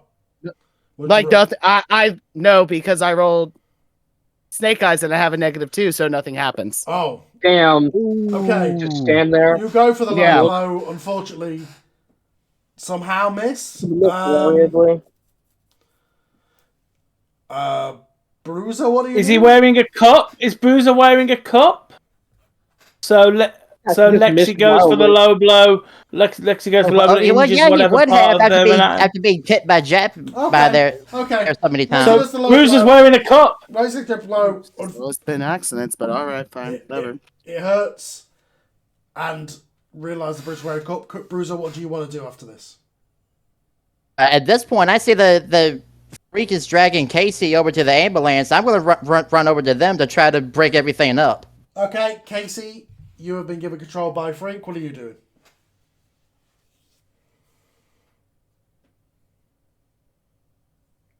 Tom. Sorry, I thought No. Bruiser was in control. Listen to what I'm saying. You throw by Freak. You do something now. Well, Freak's dragging me across the yes. So the side of the ring. So dragging you there, I conceded control to you so you could do at least a little bit of a fire up or something. But then we cut the camera to the other side. Now we're back to us. So yeah, I am dragging you to the ambulance. But Casey's trying to put up a fight, but Casey's trying to put up a fight, but Freak is significantly stronger than him, so he's not doing very well in that. Okay, so in that case, you're trying to brawl him off. It's not successful. At that point, Bruiser comes in from the side. Yeah, Bruiser, what are you doing? I'm pretty much just gonna double clothesline both of them down. Okay. And then I'm gonna go ahead and grab Casey and start to drag him towards the ambulance. Work for the clothesline. Okay, so that was a 6, and my work is 1, so that's a 7. Okay, managed to nail the clothesline. Then you grab Casey, drag him towards the ambulance. What are you doing? You're gonna throw him in? Yeah, I'm gonna open the door and throw Casey in. Okay. If I may, I'm going to interject. Not spending a momentum, but fighting spirit. Once per match, take control without spending momentum. If I have a higher body, I also get +1 momentum. You see Casey go into the ambulance. Freak, you take control. Yeah. Basically, as he tries to throw Casey into the ambulance, I'm going to try to use Bruiser's momentum to throw Bruiser into the ambulance. Okay, roll a boat. Okay. Yeah, you want to roll. You want to use a momentum to counter. Yeah. Yes. So it won't work. Okay, you've got how much momentum? Or try to fight it. How much momentum have you got? So I started. So with the 2 that I got, I should be at 3. Okay, so you're down to 2 now. Yes. So you go. You count. He comes in behind you. You see it. You counter. You somehow reverse Freak coming into you. Use him, and then Casey and Freak both somehow end up in the ambulance. So both of them are in there. I'm just gonna slam the door shut. Okay. I am gonna have you roll a work for that. Freak, roll a body. Okay, so I just rolled a 10 and my work is 1. That's Casey's 11. basically given up, so I'm leaving without it. Damn.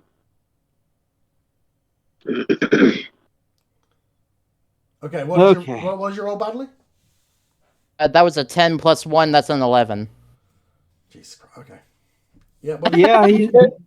He's got he's got a dice that's just got 5s on it. I'm pretty sure at this point. No. I'm using the mobile thing. I don't have any dice. I've got 7. Are me and Kim the only one using real dice? I am. I've got 7. I could, in theory, spend my last momentum to make it 8, but that does not beat that. Okay, the ambulance door shuts. Now, not all of the other team are in. However, all of the Gentry's team, due to Jack leaving, is in. So, here are your winners and still the tag team champions, Chris and the Bruiser. Let's go! I like the visual of KC just actively trying to close the door on himself. Just... Pretty much. Just put me in here, please. No, I have to do it. I'll do it for you. I'll do it myself. As in the ring, they're celebrating. We're celebrating. Quickly cut backstage as a cameraman and interviewer is going to find Jack. Jack, you walked out of that match. There was a chance to regain the tag team title. I don't care. I did not want to be in a match with Bruiser. I did not want to be in that tag title. Do not talk to me. And he just keeps walking. Like, he's pissed. Okay. Well, that seems to be that, everybody. Let's go to the ring for the main event. Ladies and gentlemen, the following contest is a 3-way match. And the first person to get a pinfall will be the RCW World Heavyweight Champion. Introducing first, the challenger number 1, Travis Knox. So, he already knows that standards and practices might have to change the song in the edit. But for the live crowd, he's coming out to London Calling by The Clash. And, now you've said that. Now you've said that. Damn right he is. And he's wearing his Pee-wee suit, and he's taking the jacket off. He's rolling the sleeves off, unbuttoning it a little bit. Fists are taped, so it's more like he's about to be in a street brawl. And he's just lip syncing to the engine stop running, the weed is growing thin, a nuclear error, but I have no fear. London is calling, and the crowd sings, live by the river. And he's just very William Regal, just.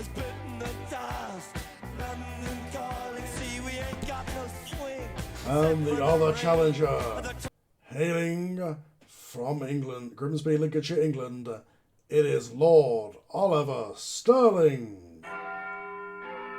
Sterling is not doing any of his usual BS. You can tell he's a little bit perturbed by what just went down, but sort of he's put it out of his mind. He's put it out of his mind because as far as he sees it, this is his FA Cup final. For those of you who don't know what the FA Cup final is, this is his Super Bowl. You're welcome, America. But like this is like the biggest match in his career. Nothing means as much as this match, so he's very stoically coming down to the ring. He's like sort of cracking his knuckles. He's checking his wrist tape. He's got none of the character on, sort of thing. Even like people are cheering him, but to him, it's not happening. This match is taking place in the void for him. But for all that he sees, he is walking down a black tunnel, and all he sees in front of him at the moment is Travis, and he sees the goal, and that's all he sees. So, yeah, he's very much walking down a dark tunnel. Gonna do the thing where you start fighting before Onyx turns up? Given your history? I kind of want to keep trying to, and the ref kind of put me in the corner, and I'm just. The hair's getting messed up. I'm a caged animal at this point, but I'm waiting. And the defending champion. He has been the RCW champion for the entire year so far. He is Onyx Adams. Comes to the ring. I stand at the top of the stage. I still have what I had on earlier. I still have my jeans on, but I had a shirt on. But I take my shirt off, and my ribs are taped up. Put in my mouth guard, and channel my inner Ken Shamrock, start smacking my face, and just walk to the ring, and just ready to fight. And then run into the ring, and here we go. Okay.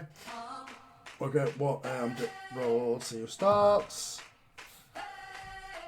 Onyx, you're starting. As the bell rings. Both of them are ready. They're just looking at me crazy, especially Travis. We already know that the last time Onyx and Travis got into it. Yeah. So he goes. I go just to strike Travis because he's looking at me and smiling. So I just want to hit him anyways. So go ahead and hit him, but he smiling still. He's doing what he's doing right now. It's like it didn't hurt. Like, wow. Let me hit him again. Boom. And he's still doing it. All right. don't know what I got. I'm already hurt. I'm already kind of blown up because my ribs are taped. I'm still sore from wrestling before, so it's not working. I just can't. And Sterling he's watching. He's waiting for his opening, as I see. But I'm still just going after Travis first. But like I said, I go for that second hit. Travis shakes it off, and he goes to hit me back. Let's go ahead and concede it like that. Okay. I'm going to say, for the sake of just logic, you guys are brawling. So Travis gets you back, you're brawling. Sterling, what are you doing while this is going on? Well, Sterling sort of... Sterling was absolutely expecting to be straight into some kind of business with Travis. So he's amused by the fact that Onyx is wasting what little energy he has fighting the crazy man that Sterling was going to have to deal with. So he's more than happy to let these two.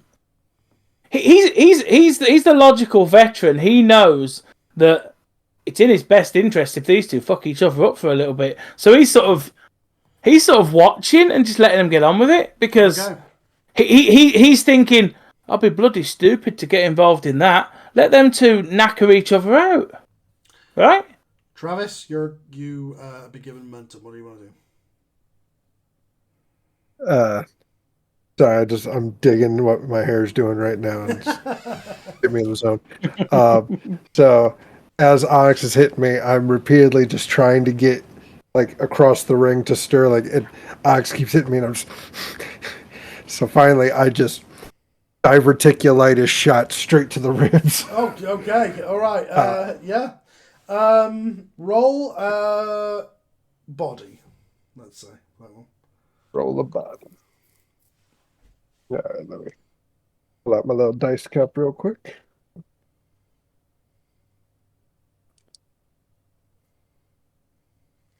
All right, that is plus 0 on body, so that's 8. 8. Yep, you managed to successfully nail the body shot as Onyx stumbles back. I am going to, as he stumbles, I'm going to pie face him. And as I do, I'm going to whisper, just toss me back. And pie face him, go straight to Sterling and smack him in the face. And say, remember me, Ollie? I smack him again. At which point I will give control to Onyx. Okay. Well, like you say, this is the man who took your mask. Yeah, in your mind, well, he did. In fact, take your mask off. Onyx. Well, I'm clutching my ribs after he hit me, so I don't know how much I'm going to be able to do right now. But the fact that he pie faced me kind of gave me a little bit of fire right now because Onyx does not like his face to be touched, smacked, and now you're going to just mush me. Oh, I think he just rules out the pain just a little bit, and he double legs Travis. Turns Travis back and double legs him. Okay. And just starts pounding on him. Roll a work for that one. It's kind of like a grappling move.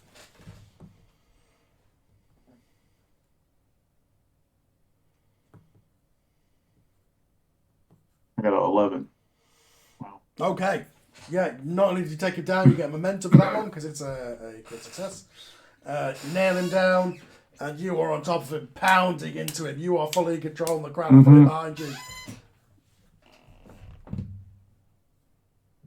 Yeah, I got the crowd behind me. As this starts wailing on Travis, boom, boom, boom, boom, boom. And I'm tired. I'm tired. Okay. I'm just getting myself tired. I'm then focusing on Travis. I'm focusing on like boom, boom, boom, like, and I start to give out a little bit. And then I see Sterling back there. I'm like, Onyx has just got one way thinking right now. It's just going right after Travis. He's forgetting about Sterling behind him. Mm-hmm. Sterling, So I'm just going to go ahead and, what are you doing while you see the ground and pound going in front of you? Onyx is on top of Travis nearly. So Onyx is on top, like hitting Travis. Yes. Sterling has one move. You know what that one move is, and Onyx has injured ribs. Sterling is going to come off the ropes and drop his considerable weight on top of both of these You're fuckers. just going to sit on them. Okay. No, I'm gonna. No. Daddy splashdown, baby. Oh, you just get a big splash. Okay. Oh yeah. Okay. All right. Roll. 350 pounds of 58-year-old is going to come on his back. Okay. Roll a body. Oh, tsunami. Body me. I see you, Travis. I saw that. That look. Sorry, Travis. Your ribs and all that business did. The only warning Onyx gets to the move is my face is going. I rolled a 7. My body score is 2, so that's a 9. 9. So you managed to successfully sit on him, but without crippling him. But yeah, you managed to sit on his back and basically break it up by doing so. Onyx sort of crumples down off of him. Well, the way I visioned it, because when I said a daddy splashdown, I mean the big splash. So yeah, but Onyx the way Onyx was like this on top of him, kind of sort of like straddled. Yeah, so I'm picturing Sterling coming off the ropes, and as he comes in, he sort of chops the back of his head. Onyx goes down, so they're like almost in like missionary, and then Sterling just okay. Flattens them both, yeah. Boom. So yeah. basically a sandwich consisting of Onyx in the middle. Yes. So yeah, it is a reverse Oreo as Onyx is crushed in between. Reverse Oreo. Yeah. Yep. I'm glad you said that because I am not saying that. He's crushed in between the body. Now, obviously, underneath Travis, you feel the full weight of both the bodies on top of you. But so you are also very hurt. You are crushed by this, but both of your opponents are now laid out in front of you. Sterling, what do you want to do? Hulk Hogan leg drop. Do it.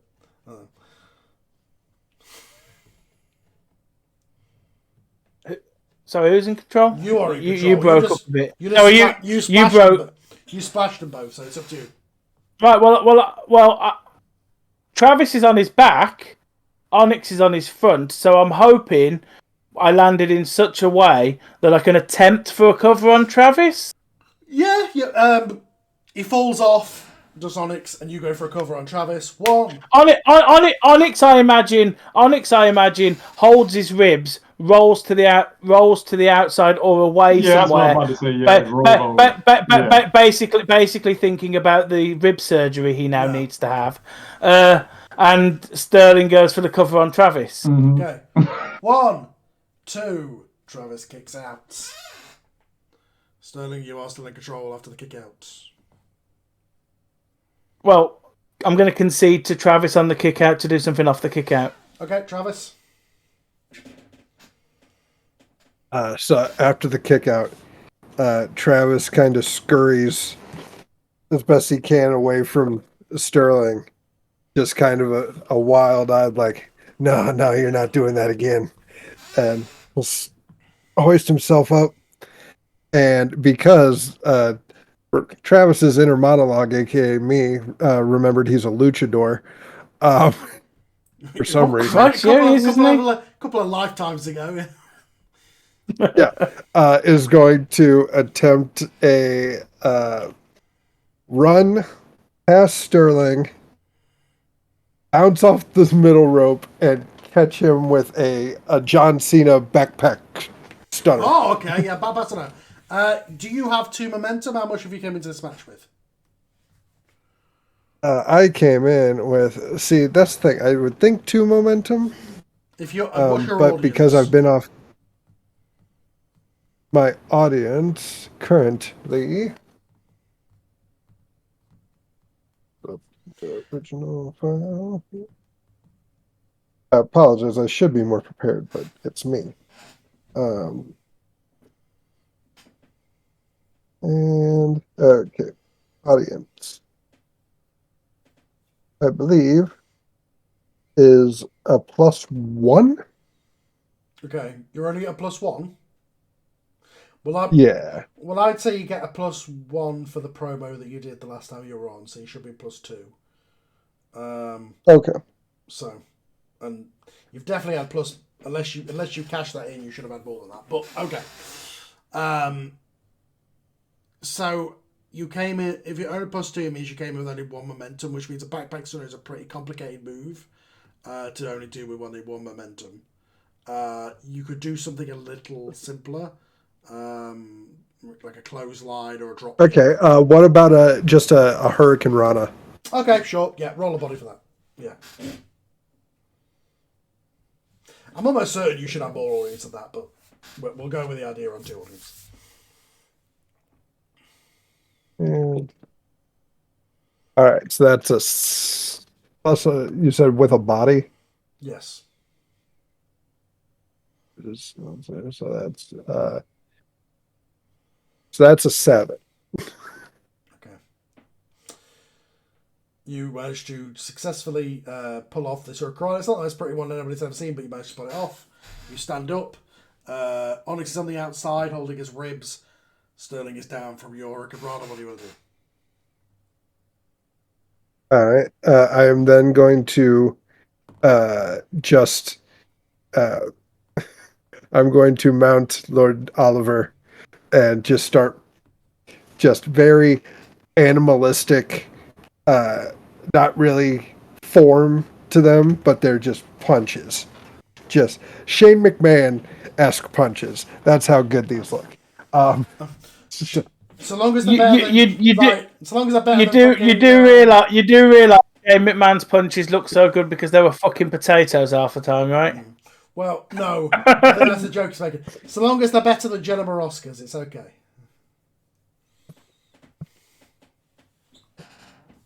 I promise. Yeah. You're hammering down into him. Are you keeping OJ, are you okay to carry on for a little bit, or do you have to go? Onyx? Kind of cut out. Oh, I couldn't hear anything. Yeah, it cut out. Sorry, are you okay to carry on for? Are you okay to carry on for a bit, or do you have to hardcore go now? I can do for like a few more, maybe like 15 minutes. Okay. All right, Onyx, you're doing this. Travis, you're hammering down at Sterling. Are you conceding control of somebody else? As I am hammering to Sterling, I will concede control to Onyx. Okay, Onyx, you're recovered on the outside.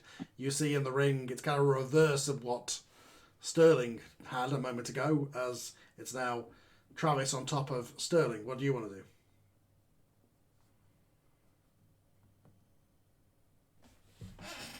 Well, Onyx gets back up, and he's got a little bit of blood from getting splashed by Sterling. You know, the doctors were out there checking on him while those two were in there fighting. So, but he said he's okay to keep going. So he sees basically what he was doing earlier. But the crazy part of Onyx, he wants to get to the top rope and try to do something stupid too. So he's not thinking well right now because he's all over the place. So he's like, okay, I see both of them doing that. Let me get on top. Let me get to the turnbuckle. Let me sit up and do a splash as well. Oh. You cut out there for a Hurt second. ribs and all. It takes him a little bit to get up there, but he's up there. And Yeah, you're back now. But we heard you went into him with a clothesline. That's what you cut out. Crap, hold on a second. It's cutting out again. Yeah, I said I was going to go to the top rope. Okay, you're going to go to the top rope, and you're coming off with what? Yeah, he's crazy. He's slowly rising to the top, yeah. Okay. And what are you going for a splash? Go for a splash. Okay. You're like, hey, that's not a splash, this is a splash. Off the top, roller body.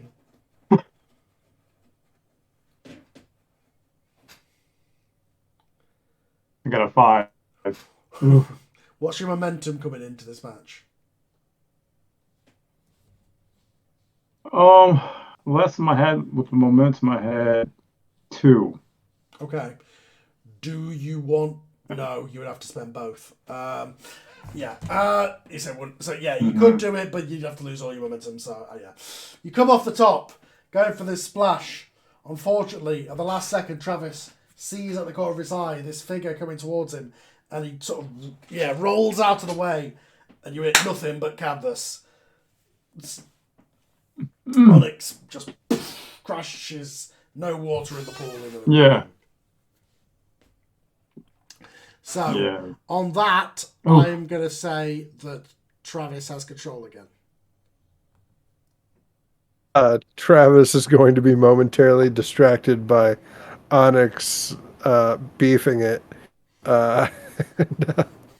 He's going to point and laugh, and then look into the crowd where he probably sees Onyx's lady friend, who's been at his matches previously, who was at his match. And he's going to stop laughing and go, "Oh, I'm so sorry." At that point, I'm going to concede control to Lord Sterling, now that I'm distracted, taunting this woman. Yeah, he's getting a short arm clothesline to the back of the head. Okay, roll a body for that one. Give me some work ones. No, you know what? That's a work. A short arm clothesline's a work. It's a wrestling move. Yeah, work. Well, I rolled a 5, but my work is +3, so that was a 8. Boom. You nail him in the back of the head successfully as Travis falls. Both of your opponents are down. Sterling, what are you doing? Sterling is desperate to just do whatever he has to do, so he's going to try and cover Travis. Every opportunity, he's going to try and cover Travis. Every opportunity, he's going to try and even if it's a series of 1 counts, he's going to try and cover Travis. Okay. 1. So you cover him. It's just a 1 count. He kicks out. You cover him again. It's another 1 count, and he kicks out again.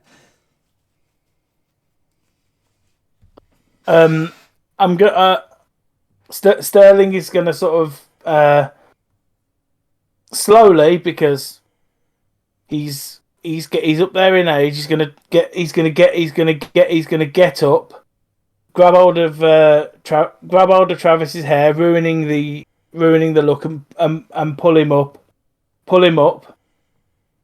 Thanks, Rob, for the the graphic.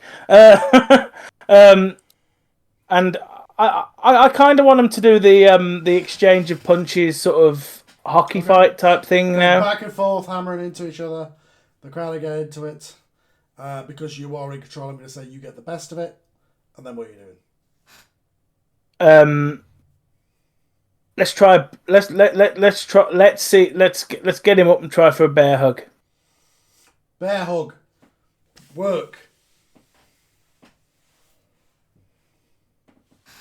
Lovely. Okay, so don't fail me now. And it didn't. I rolled a 7 and my +3. 10, baby. You get him in a perfect bear hug. You get momentum for it as it is a crit as you are crunching him in your arms. He looks like he's fading. And the referee comes over. He raises his arm once, he drops. Raises the arm twice, it drops. On the 3rd time, the arm is coming down, but as it does, the hand of Onyx comes up and stops the hand from falling that 3rd time. Onyx, I'm going to, for flavour of that, say that you are in control as you have Travis's hand. So Travis is in a bear hug, but you have his arm in your hand to stop him from getting that 3 to. You would have lost the title there. It's like, and Alex, he looks at him and said, "No, you son of a gun, you're not going to lose this belt from me." He headbutts Travis just for the heck of it. Just headbutts him. Okay. He's already pretty much knocked out, so now he's even more knocked out. Yep. I mean, he can't resist. So this is my Chelsea Green in the Royal Rumble moment. Yeah.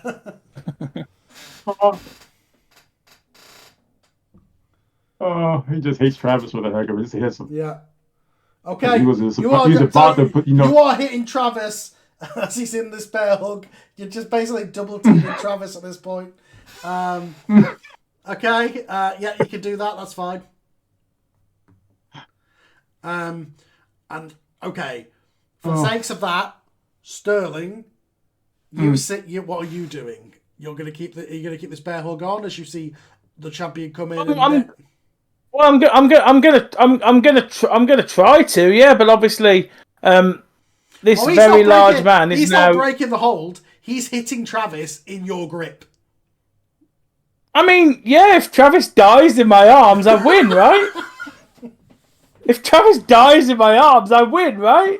Yeah. I mean, what call does the referee make? The man who's got the bear hugging, or the man who punched him in the face? The referee's just gonna be like, Onyx is not here anymore. I'm not calling anything like what like somebody's gonna have to like. Onyx is gonna have to get out of there, or something. Is just yelling at you both. It seems more like an elimination. Is it feasible for Sterling to? This sounds weird, but fuck it, I'm gonna try. Is it feasible for Sterling to use Travis as a weapon and try to hit Onyx in the head with Travis with so yes, the way I see it, Travis is sort of like this over. So he'd be limping his my your arms. Can I go like this? And so like he'd be limping your arms, so like the arms. How much does Travis weigh again? Less than Sterling. How much does Travis weigh again? Like a good 200, maybe at this point like a cruiserweight. 205. I mean, right. Yeah, so, roll a body. Sterling. Me. Yes. Me do it. Yeah. Okay. Yes. Yeah, Travis is a limp ragdoll. Onyx is not. I believe he's trying to roll a body. I rolled a 6, and I've got a 2 for body, so that's an 8. Okay, so you successfully swing your body with momentum enough to send Onyx falling back. He doesn't fall over, but he falls into the corner from the shot from Travis's limp body.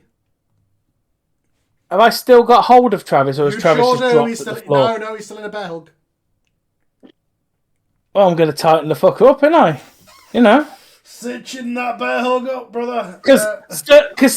Yeah, like, you know. What else am I supposed to do? I've got a dead man in my hand. You can do belly to belly.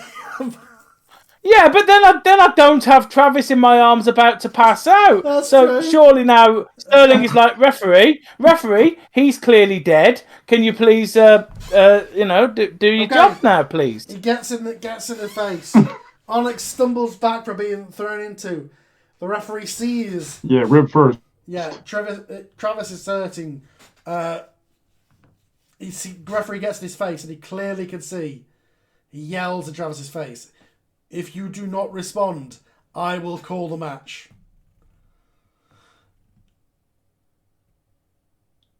Give me a second. Okay. Now, I am going to have... Okay, this is basically like a constitution roll if this was D&D. So, Travis, roll me a straight D6 roll.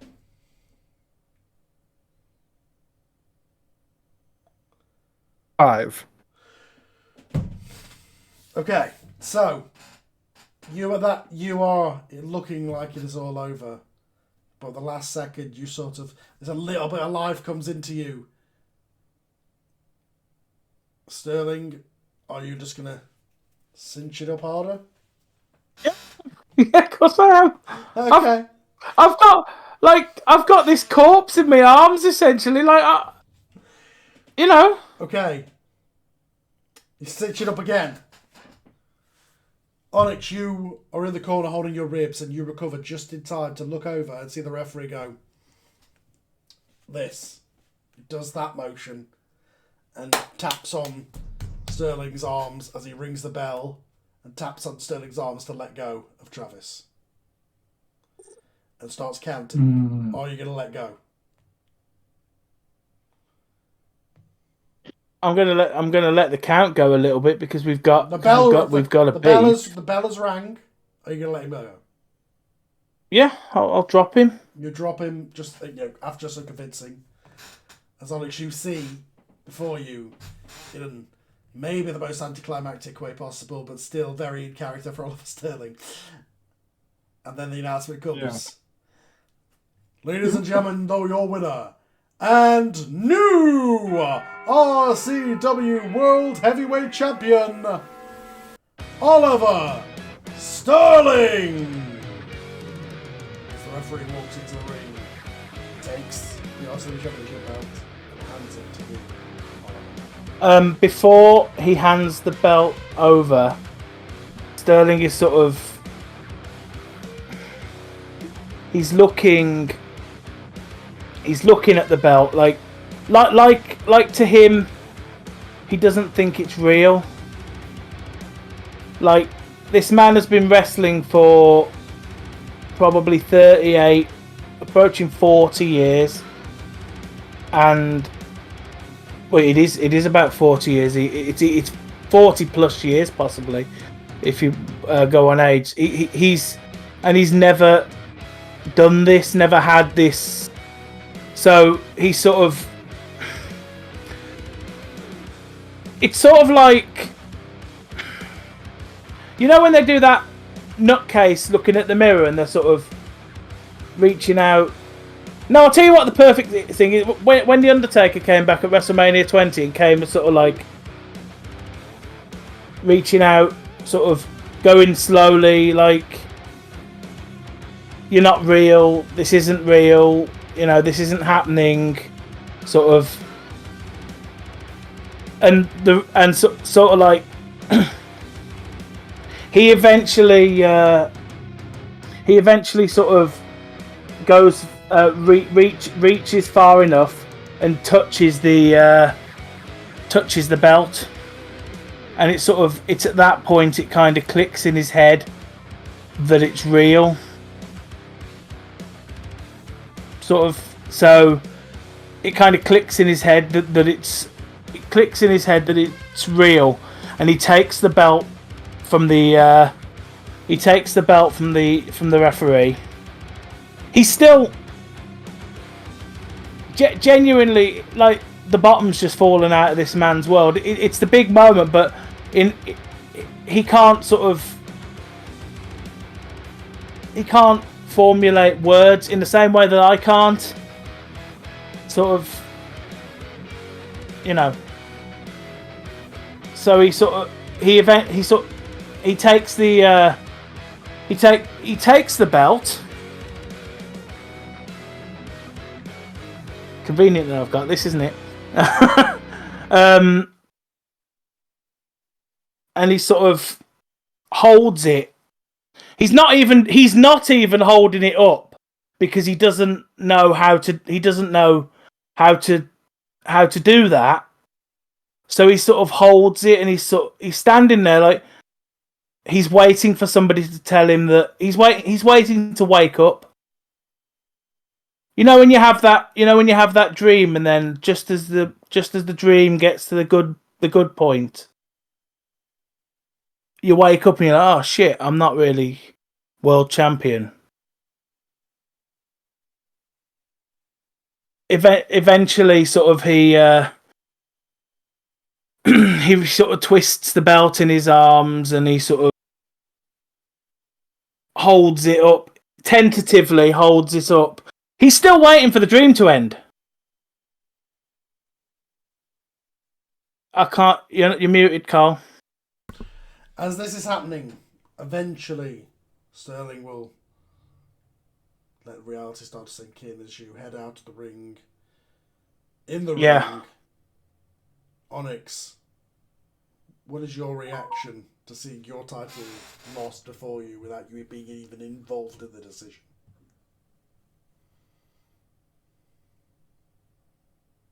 He's still sitting in the corner, just shaking his head, blood dripping. you know, it's like he says, this is Sterling's time. But like Onyx was pinned, you know. There'll be a time. Onyx's thing is that there'll be a time where he's going to get his rematch. Yeah. But this is Sterling's time, so he's not going to do anything like that. But yeah. Yeah, as you are contemplating this, behind you, Travis Knox rises up, and it obviously is anger on your face, Travis, as it looks like you're going to go after Sterling, but then at the last second you turn. And what do you do, Travis? I look at Onyx in anguish and disgust, and I just go, "You," and I just launch. I start hitting him square in the ribs over and over, and the crowd can hear me just scream, "It's your fault! It's your fault! Nothing can ever go right! It's your fault!"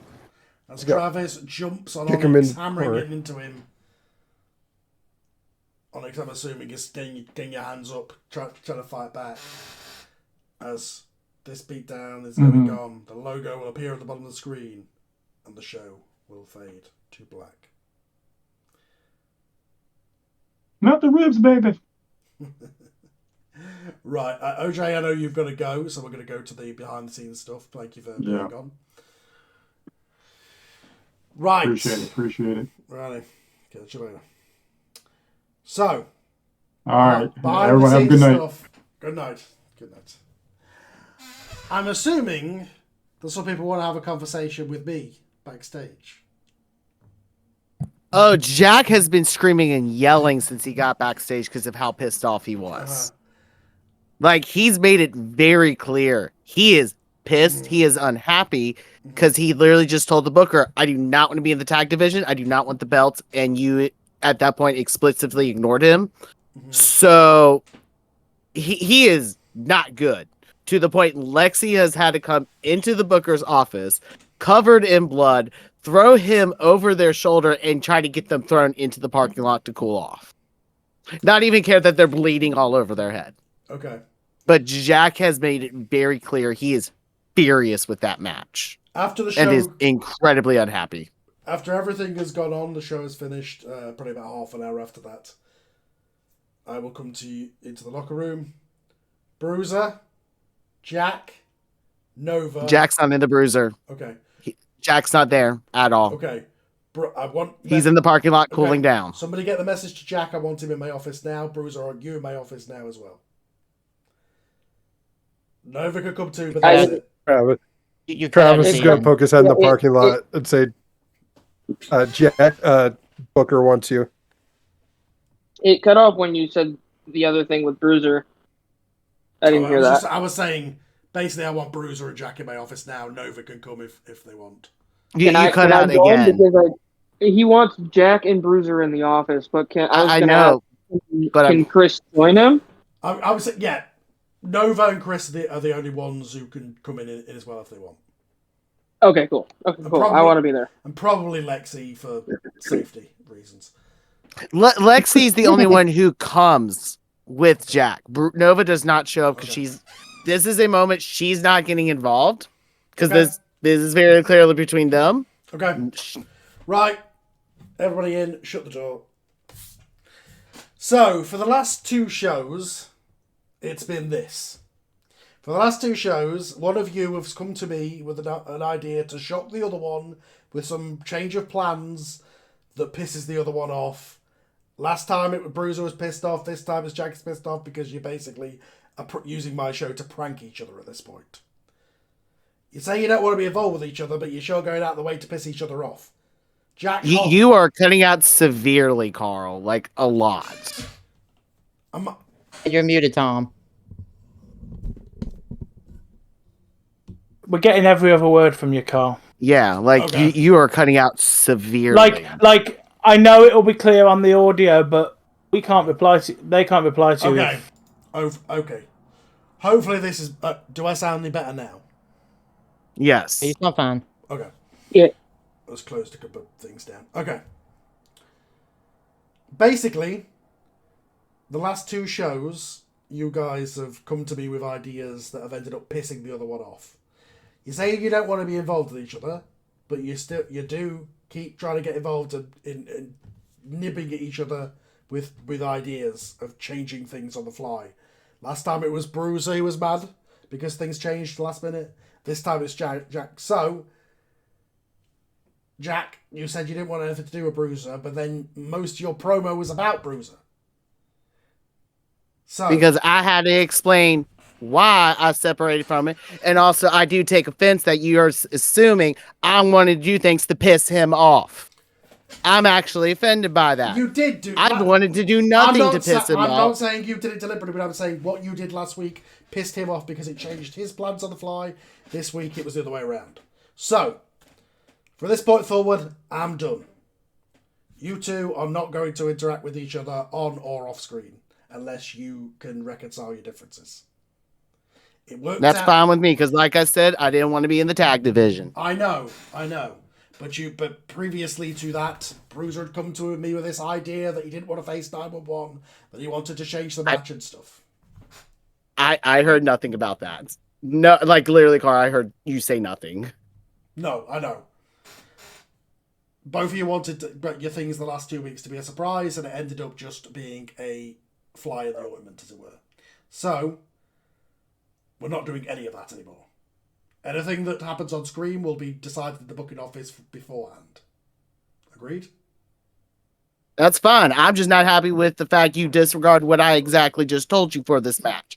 I have a valid reason. I told you, did not want to do DAG. Which means I did not want to be involved with those titles. Okay. What do? You put him in the match. I actually very specifically stated I did not want to do this. The plan was not for you to win the tag titles. So what difference does it make? I don't care. I did not want to be in a tag title match. What's the difference? I said I didn't want to be in the tag division, and it was explicitly ignored by putting me in a title match, not even telling me I was going to have to lose it. I was pissed because you didn't inform and you didn't listen. Now, I'll say it again. I am not being in the tag division while he is still actively in it at this time. I do not care about our personal issues. I just now, at the moment, I just want to do my one thing, and that's it. Well, it depends if you two could be professional.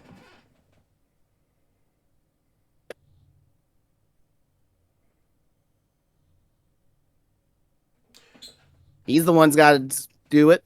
Bruiser, do you agree that you think that that changing things on the fly like this was a bad idea? You cut out at the very end. I didn't hear a thing you said. Bruiser, do you agree that this whole plan was a bad idea, how it came off? I mean, the thing that we're planning on doing and going darker, that's still kind of what I want to do. That's fine, but the whole thing of changing the match to make it the multi-man and all that. I mean, we were expecting to have just Dominator limp out there by himself, but that whole multi-man thing... That was not what was pitched to me. But anyway, the whole multi-man thing for the titles, it got kind of confusing. Yes. I'll pitch because that was your fault for trying to attack the other team before the match. No. We didn't have anything to do with that particular thing. We planned one part, and then the booker decided that he was going to merge all of the batches together. We didn't have anything to do you with didn't that. actually injure them during your little beatdown promo. Oh, I mean, we did injure them. That's not the question. Yeah, so it's your fault that the match occurred because you beat down those two. How do you know they're injured? I'm just saying. Hang on. Here is the facts. The facts are, I was ready to be done with your two's feud after Supercard. Okay? Then, 2 weeks in a row, both of you have come to me with ideas that have ended up with you two back at each other's faces again. So... I mean, I wasn't the one who showed up under a mask. Shut the fuck up, Bruiser. It's your fault, partially, and all this going even back before all this because you were too much of a fucking pussy to tell me you were dating Nova. And because of that whole year, guess what? I got pissed for that year. You wanted to bring it into this match. Guess what? I had emotions get rehashed. While on top of it, you're shoving it in my face, misunderstanding the entire problem. And on top of that, stripping my belt for me in a humiliating manner. So you know what? I have every right to be mad and pissed off with you because in full honesty, a lot of this points back to you. Now I'm done, Booker. I understand you don't want us interacting. So good. Good day. And he just walks out. I'm gonna mention one thing, but as he closes the door, and say, I mean, he's the one that dropped the belt. That's not your fault, Bruiser. He chose to do that. Lexi then looks at you. He's like, I think you should also be quiet, Chris. Oh wait, let me get the voice right. You came in and got belt. He dropped the belt because he did not want to tag with him. Now, with that matter, regardless, different story. But I think you should also watch your mouth because you got to step into a title when he had it stripped from him and was forced to be taken again when he was making it clear he did not want to do match. And so you got to walk into gold. Chris, so I think you should be quiet about his behaviors. All I got to say to that, Lexi, is, and I hold up the belt, it's still mine. Yeah, but I'm the world heavyweight elsewhere. So you really want to go beat me and you can go one-on-one next week. Gonna put it on some talks. Oh, for God's sake. Find yourself a tag team, man. Okay, I can. Oh, no, it's me and you little coward. Okay. You are a coward. That's enough, both of you. That's enough. Both of you. I've had enough of this crap. But now, there's the other thing that I need to talk to you about. See, I have some unfinished business with that mutilated freak. Because you remember, he was the one that stole the ambulance the first time. Mm-hmm. And he was the one that brought the relationship too early. Mm-hmm. And so does Jack. That being said, at some point I want to take on the freak. One-on-one. We'll do that. But and we could have done it in some sort of multi-man thing, but since I'm not having you two cross anymore, we're gonna have Jack and Lexi have their thing with the freak, and then we'll move on to yours. You're in the tag. You can have your thing with the tag titles. All right, but I have one thing here. RCW has never done this. It's been done in the other professional levels. It's been done in other companies, but RCW has never done it. I want to take this to another level. He then suddenly reaches down to his bag, and he pulls out a small object that's rectangular shaped, still in its plastic container. And all it reads is, emergency medical use only, color black, body bag. I want the freak in a body bag match. The only way to win is to beat each other unconscious until nobody can get up, then zip the son of a bitch up in this. Sure, why not? But for now, you and Chris are doing the tag stuff. We're gonna have Freak do the stuff with Jack and Lexi, okay? For now. Fair enough. Fair enough. They're gonna have the international feud. You guys are gonna do your tag stuff. There. Okay. Right, just so we're clear. And just so you two know, they came to me with this whole thing of, oh, we don't want to face 911. We want to beat them up backstage and make have other opponents, which made me make this multi-man match, so at least it made sense for the promo last week, so it carried on the story. Can't hear you at all. You cut out like 4 times. We're hearing less of you than we're hearing less of you than you would suddenly start before. talking over here with. Oh, so what's gonna happen is. Okay, everybody's super clear to me, so I don't know what the issue is. Something is going on that we can never hear you. It's really I think your mic and Discord have an issue with each other, just streaming capacity wise. Okay. Or because you are recording, it's just having problems that way. Okay, right. I'll speak close to the mic. Just so you two know, Chris and Bruiser, Okay. You came to me with this thing about you didn't want to face 911. You wanted to change the match. It led to this multi-man match so that I could do the story so I could carry on from last week's promo and we can at least have some sort of payoff from that. But just so you two know, I was going to have you beat 911. You didn't have to overthink it.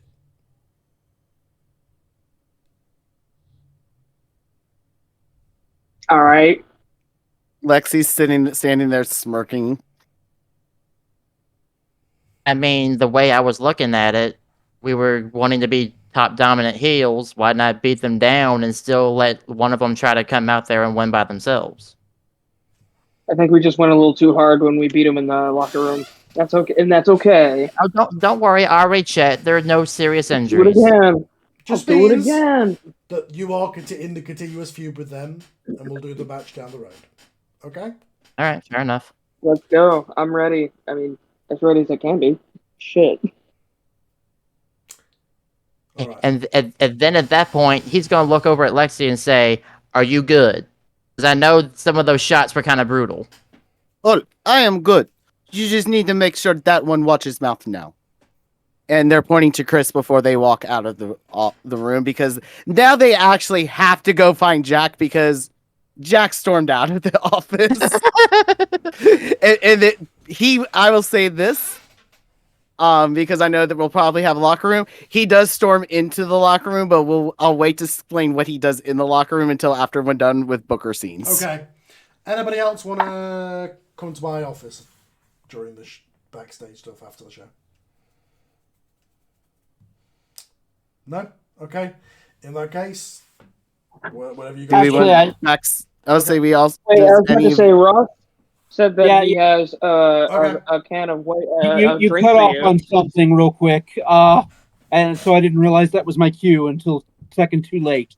After that rather tense meeting in the locker room, the freak knocks on your door. Yep. Walks in with 2 cans of White Russians. Sits one on the desk in front of you. Just tips his hat and walks back out. I think this more than I do, man. Thanks. Have a drink. Thanks. So real. Yeah, I know. I'm feeling like my booker's name should be Jeremy Kyle or something. So are we done with office scenes? Yes. So we'll go to the locker room. All right. So anybody who's in the locker room sees Jack literally burst in, and he is screaming and saying multiple profanic words and phrases in the combination of English, Spanish, German, because of course he knows them from his significant other, and Japanese. He is going off to the point like Nova's trying to come over to him to calm down. He is not calming down. He is slamming everything into his bag to get the hell out of the locker room because he's just done right now for the day. So if anyone wants to attempt to stop him, you're welcome to. Travis, where are you when we need you? I'm gonna let Travis talk. I want to do something. I've got something that canonically took place during the episode of Jeremy Kyle in your office. So while that was going on, because I will be interfering in what's currently happening, but while you were having an episode of EastEnders in your office, Sterling has come out to the back. Again, he still doesn't. He basically walked backwards up the ramp, sort of waiting for somebody to tell him this wasn't true. It was probably Nova. She came over to congratulate you first, likely, once you got backstage. And he's sort of in the back, and he's waiting. He's waiting at the curtain, waiting for Travis. Because Sterling is an old pro. You see the man you beat through the back Onyx obviously they had a moment, but OJ isn't here to have that moment. So, ladies and gentlemen, you know that imagination thing. Yeah, we have that Imagination imagination. Land. Yeah, you've all got to do Imagination Land that Sterling had with OJ because OJJ isn't here, but Rob is. So Travis is. So Sterling can have that moment with Travis instead.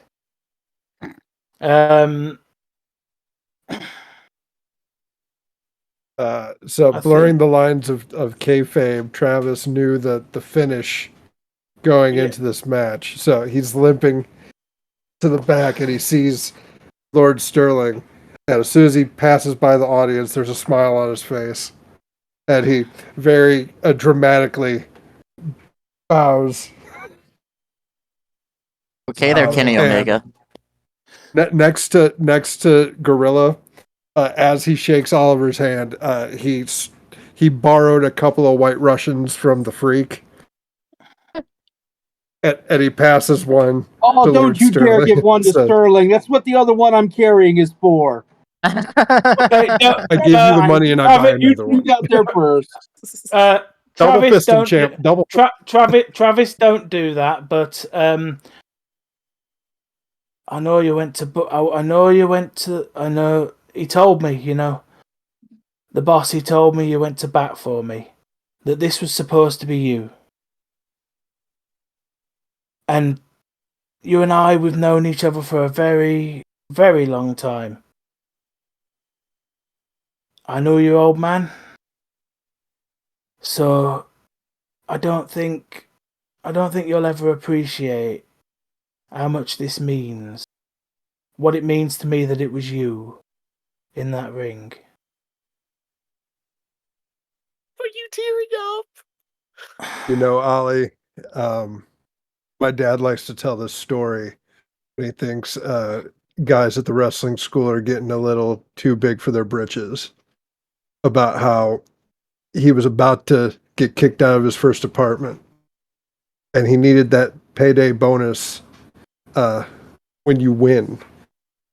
But he was the new guy, and you were supposed to go over, and you fought with the booker to make sure that my dad got over, and that kept him in that apartment.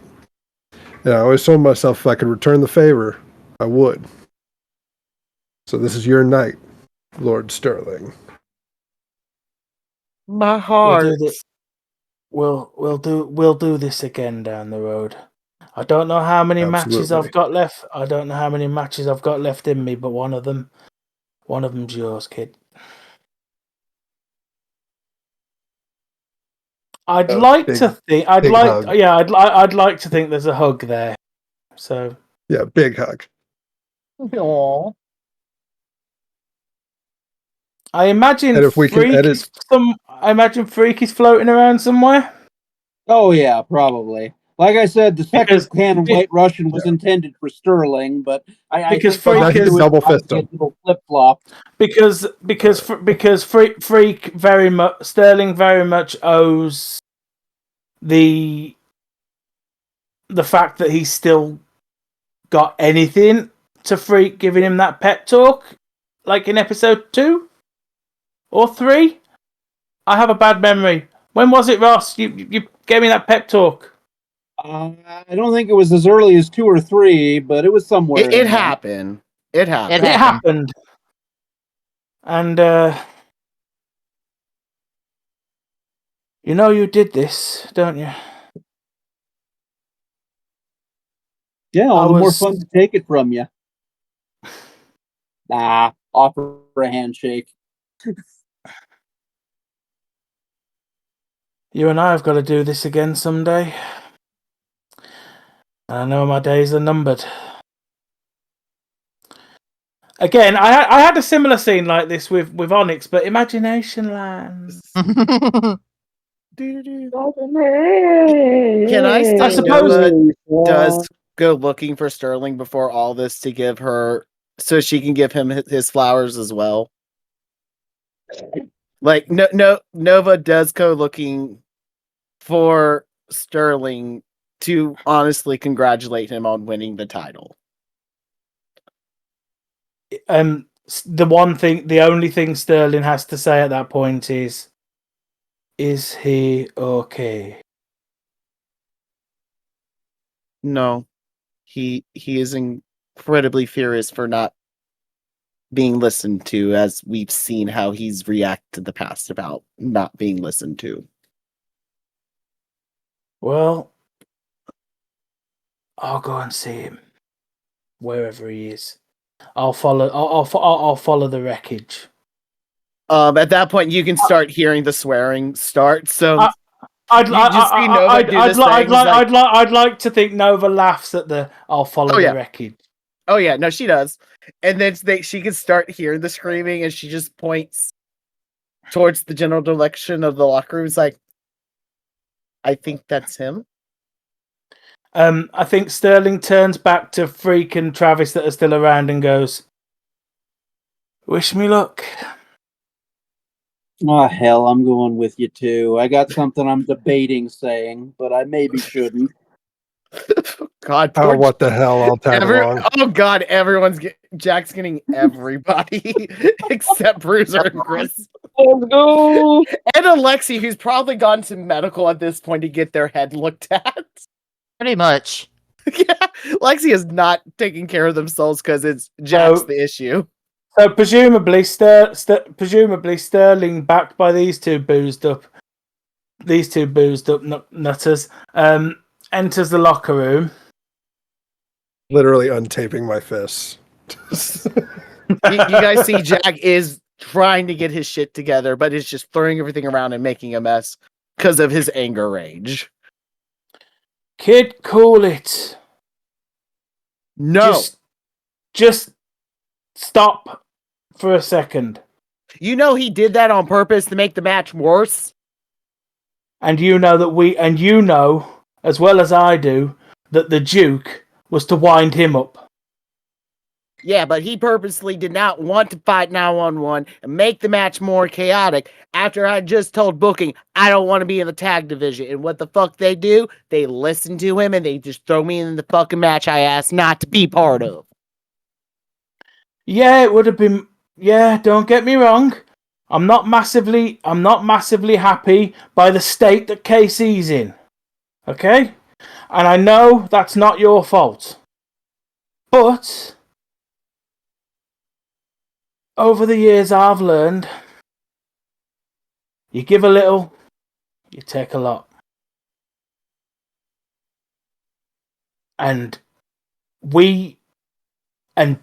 from what I've been told, because yes, I have spoken to Nova on the way back here, you and him are done. You and him don't touch.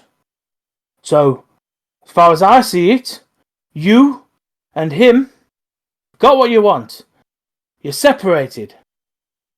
Never the two shall touch. Until the gaffer can make some money out of it, but you know that's the business, you know. Eventually, out of character, there will be a reunion moment, just not today.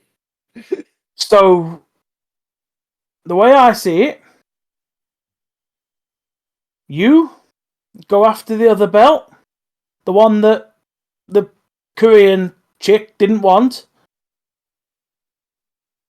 You get yourself that singles title that you've been telling me you want ever since we've been working together.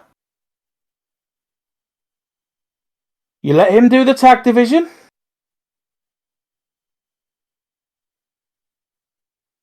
Quite frankly, KC needs something to do. I don't know whether he's going to be in the thing with you. The way I see it, you and Lexi for that championship is going to put backsides in them seats out there because it's something they didn't get to see tonight. That's going to be something. We're going to have to watch Kim have a match with himself.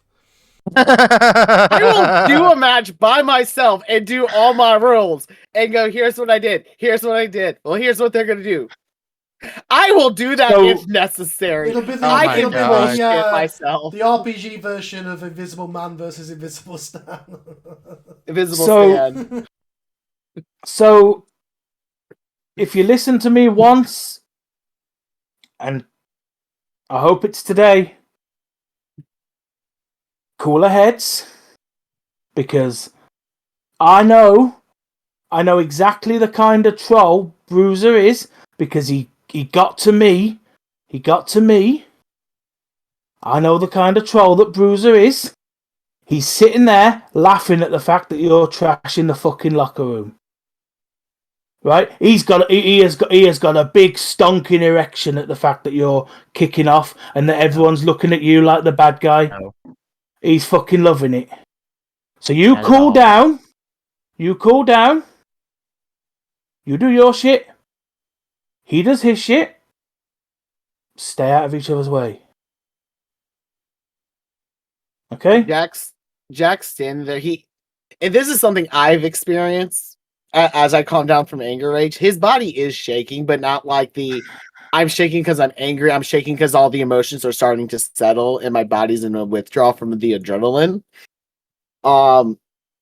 He's sitting there stroking his mustache. Fine. You Where's let cooler Casey? heads. You let cooler heads prevail. He's getting treatment because when he got hit with that chair, he cut himself up a bit, but he'll be okay. He'll be okay. Kids made of tough stuff, just like I know you are. So you take that international championship, and then the gentry will have 2 of these things, and that's one more than Bruiser's got, isn't it? He's only got one. Because the ones you win in Georgia don't count. The only ones that count are the ones right here with these 3 letters on, right? Oh, WWF. You know what I mean. Daddy, You know what I I'm mean. sorry you left it there. I had to do that. he left a curveball down the middle of the plate. He had to swing. Tom will come back next week with like a label sticker over the thing with RCW written on it. Yes, it says RCW. To be honest, this is I only use this one because it's the same one that Carl showed. Like, if Carl allows me to change it, I have 3 different ones I can use. Just whatever one you use, just put RCW on it.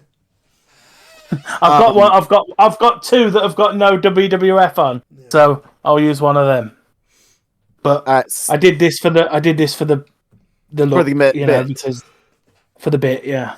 It also hurts my shoulder, so can I put it down, please? Yes, put it down. Jack, he takes a deep breath, nods his head, and is like, all right. Congratulations, by the way. Oh, it's heavy. He looks at Travis because, of course, Jack got to see bits of the match during his rampage in the behind the scenes. He looks at Travis and gives him like the nod, like this kind of motion. Does like, and you did real good fighting against Onyx and Sterling here. Appreciate that, Gator. Should be proud of yourself. Presumably, it's just the 4 of us in the locker room, right? Mm-hmm. At the minute. I'm just waiting my turn. Wait, are you there? Room. Oh, I'm you're in a different room. Yeah. Okay. He then turns to Freak. We gotta have our moment eventually because indirectly, you are kind of a cause of all of it. I know they picked you for the reveal, but in the ring, me and you need to have a moment about that. So whenever me and you can go, we can even make it a hardcore match if you want. I definitely agree to that, but I want to make sure of one thing. Next week. Here backstage, you remember a lot of this is a fiction, right? You're starting to convince me that you're forgetting things like that. No, they actually did not tell me for a year that they were seeing each other. That was real. When you guys gave me the flash drive, as I understood it, that was 6 months ago, and y'all were better. Yes, but the story now you're not backstage better either. because the story caused emotions that got brought back up again that I had not solved yet. But everything that's going on is just making it harder and harder right now. And people wonder why they die so young in this business. You see, Jack gives like a. I mean, you're right. Like he does that kind of motion, body motion. I'm glad Sterling gave the good pep talk because I probably wasn't going to be as nice. Now, after saying that, I'm going to try to give Jack a hug. Jack does give the hug, and he just goes, "Well, if it makes you feel better, Lexi would have just punched me in the face and said, 'Stop being a fucking little pussy, or I'll give you headshots again next time we play COD.'" Why? Then you wouldn't learn anything. No, I think Carl was trying to get it would Jack make it all softly set up. difficult for me to enjoy my games. As this is wrapping up, I'm going to motion to Freak to come off to the side for a conversation very quickly. Okay. Oh, you're in trouble. I'm in trouble after all you've done. After you just trashed the locker room? I kept my mouth shut on the stupid thing I was about to say because Sterling was doing an awesome pep talk. Yeah, so. so like behind This the man scenes, spent most of the show I'm the writing his only book. one. I'm No, the so, like, only behind one the who isn't in scenes- trouble. Yeah. Jack literally Yeah, how has dare you break ADHD kayfabe, that he Freak? refuses to take meds for because he's literally afraid the impulse control meds would affect him severely in the ring. Turns out I'm just hardcore like fucking Bill Watson. I'm gonna fire him for saying that the wrestling's fake. The only one who isn't in trouble is the one who started out misgendering, being racist, sexist, and How the hell did that But happen? no, he's fine. Everybody else is in trouble. He gets the belt as a thank you for not being a dumbass. Yeah. Yeah. Oh, Thank you for being racist on the first show. So- Yeah, cheers, mate. You know. Bradley, did you want to do something before we have this conversation with Freak, which will close out the show?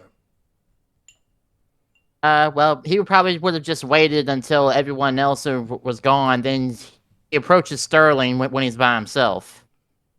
He just says, "You know, I may have my own personal thoughts about you. I may not really agree with some of the things that you're doing, but it seems we have to let cooler heads prevail. You're the only one that's managing to keep Jack over there having a cool head. And as much as I don't think seeing that title on you is real good right now, that's above my head. But for right now, I'm going to be the better man." And he just pulls the hand out. Good job. Sterling's going to shake his hand. Now, I don't know if at some point we cross paths, but if we do, you know I'm not going to hold back. You know that, right? I don't watch a lot of movies, but Casey told me some fella called Thanos said it's inevitable. I don't know the reference, but whatever he said, he said the thing. You need to watch. You need to watch all the Avengers movies. So yeah. But technically just one for the quote. Yeah. Well, Sterling thinks Avengers is the 60s British. Yeah, Sterling, the 60s show, is it? Like, Yeah. with those women? The one that... Or the 90s Sean Connery movie. Yeah! Hey! Do you think Sterling's been to the 90s, Rob? I mean, I hope he American has. Dream. Living through Sterling, yeah, living through it, but Sterling is absolutely a 50s and 60s throwback. So, like, I think Sterling thinks Mission Impossible is the TV show. I mean, it was. But The Golden the last- Girls are in their 30s. but then the last thing he says is, "Listen, your old buddy McAllister wasn't here tonight, but that doesn't mean that he's not still out there. I don't know what the beef is between you two, but I know he has some unfinished business. So All I know, as me being the bigger man, face to face, I'm just giving you a heads up." Oh, I know he's. I know he's following me. And he'll catch up to me eventually. Only thing I know is that something to deal with Travis's old man. Something about Apollo 4. Something that he's holding a grudge against. That's all I know. I can tell you, if you want the truth. I can tell you what happened. He was a veteran. He was in the back the night of Apollo 4. Oh yeah. He was. He was there. He was He was there. with Apollo 4's family. Yeah. He had the opportunity to back me up and have a veteran on your side to tell everybody that I wasn't responsible. And do you know what he did? Your mentor, you know what he did? He turned on me. He turned on me. He said, I saw Sterling plan that. He got me blacklisted. And I'll never be able to put him through what I went through those years. Them bitter years when I was applying to federations to be an open card talent. And people were telling me, no, McAllister said you killed someone. We trust McAllister. I mean, so, in hindsight, it was an accident, kid. How many times do I have to tell people? It was an accident. Anyway, how many times have you done a move in one of your silly hardcore matches and it's gone wrong? How many times have you hit someone a little bit too hard with one of them light tube things that you like using? Okay, you can blame Lexi for that because they're the ones that got me doing that. Now imagine if you hit someone and you cut their jugular. And imagine if you did that tonight and you cut someone's jugular, and you imagine what would happen if I and people like me was going around the locker room telling people, going up to Freak and going, Bruiser killed her. He planned that. Because I've got a bit of sway in this locker room. I've got a bit of sway. People would listen to me. If I told Travis, if I told Freak, well, Jack would believe anything I'd say, but like, because he doesn't like you at the moment. He will. If I told the guys in the back that you tried to kill me in my match, do you think they'd take your side? Because I'm telling you from experience. They didn't. And I had 10 years of shit from people, 10 years of the press hounding me out of this business. And all I ever did was gave my fucking heart to this business. So before you, and I know you're going to go back to McCall and tell him I've told you all this, and he's going to feed you his version of events. He's going to feed you his version. You can believe what you want. That's the truth. Why do you think I wanted to get both sides of the story first? Now, I don't know what version of events he's told you, but that's how it is. And you know, coming here to RCW was my last throw of the dice, because I went to every promotion and I said to them, I begged people for matches. Nobody could help me. Nobody was willing to help me. The only reason I got a chance here is because I know the gaffer. I know the booker. And yes, no shit. And yes, it has been a benefit to me, but not a benefit to the level that made me the world champion tonight. Knowing the booker got me past the fuck off murderer. Knowing the booker got me past that bit. The rest of it, I did it on my own. I had matches. Yes, the fucking fire cage went wrong. Course it did. the closest thing to a hardcore match I'd done before that was no holds barred. I didn't know what I was doing in that match. And maybe it all went a bit tits up. And then prior to that I made that mistake by blowing Travis's gimmick on day one. But in hindsight, look what we saw out there tonight. Travis is the fucking Joker. Yep, he is. So you can find out whatever version of events that you want to find out. You can believe whatever you want. All I know is I used what I had to get in the door. And once I'd got in the door, I did everything I could to make this place better. All I want is to make this place better.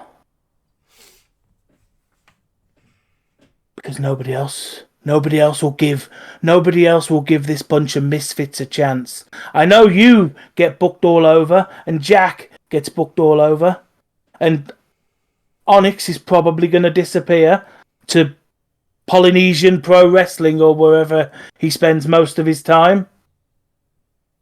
Oh, jeez. But the rest of us, this is home, and I haven't had a home for a very, very long time. And if somebody is gonna come here and try and threaten my home, I believe it's called castle doctrine, kid.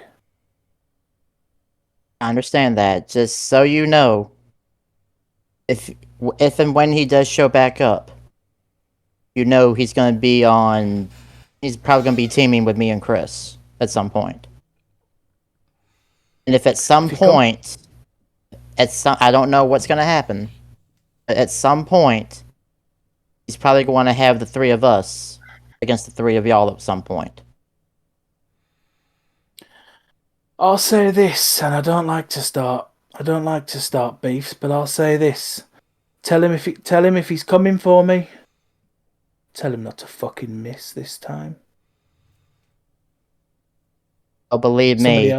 Somebody else. Believe me, he's had 15 years. 15 long years of hatred that he wants to get rid of. And I've told him if he wants to handle this with you, then that's between you and him. But all I care about is three letters. RCW. And if he's coming here, and if he's coming here to try and finish what he started all them years ago, I'll pass the message. The king is waiting.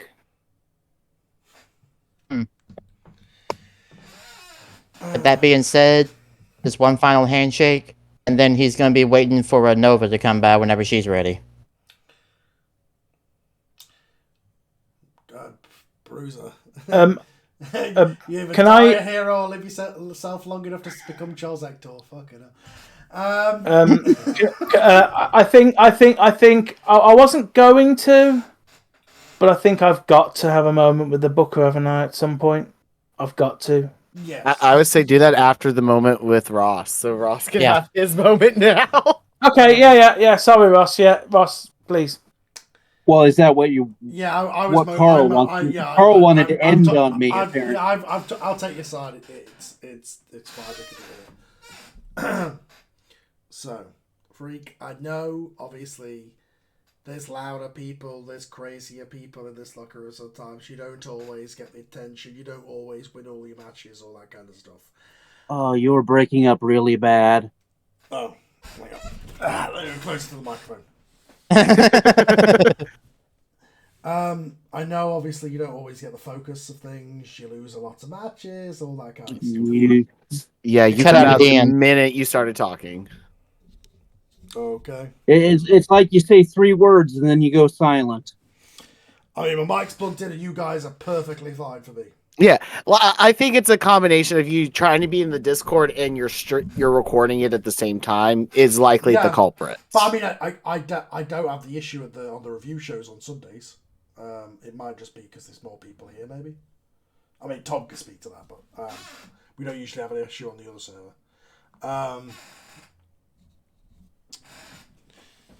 Okay. Can you hear me now? Yes. Okay. So, Tom, edit it to this.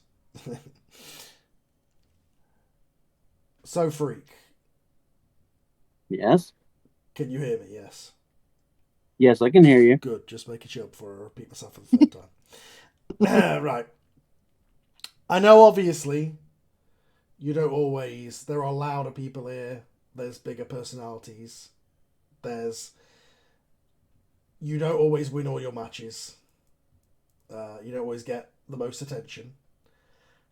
And in the immediate future, obviously, the plan is for Jack to win the international title in the future in the minute, right?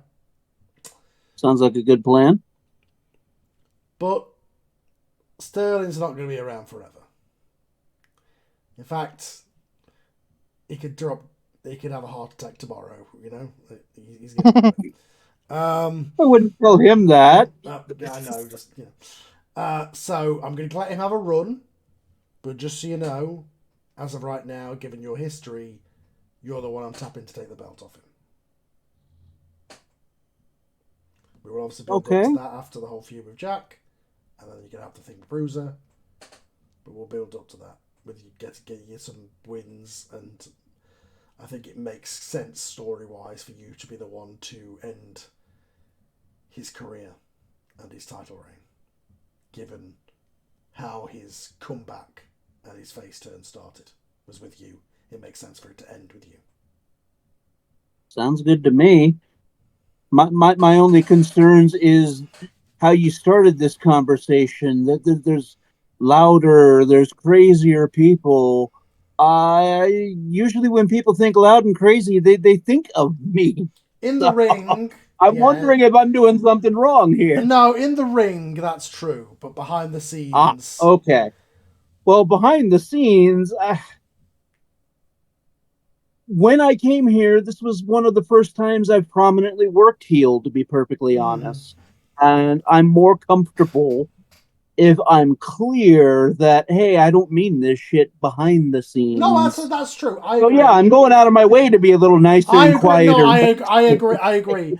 I'm just letting you know that you're not in the background of my thoughts in terms of plans. Okay? Good to know. Good to know. Okay. Or as my daughter would say, sometimes it's good to yes. Yes. I know it makes no sense. 7-year-old. Because obviously Travis... But there's some value in that. Travis is going off with his thing with Onyx right now. I think that makes the most sense. Okay?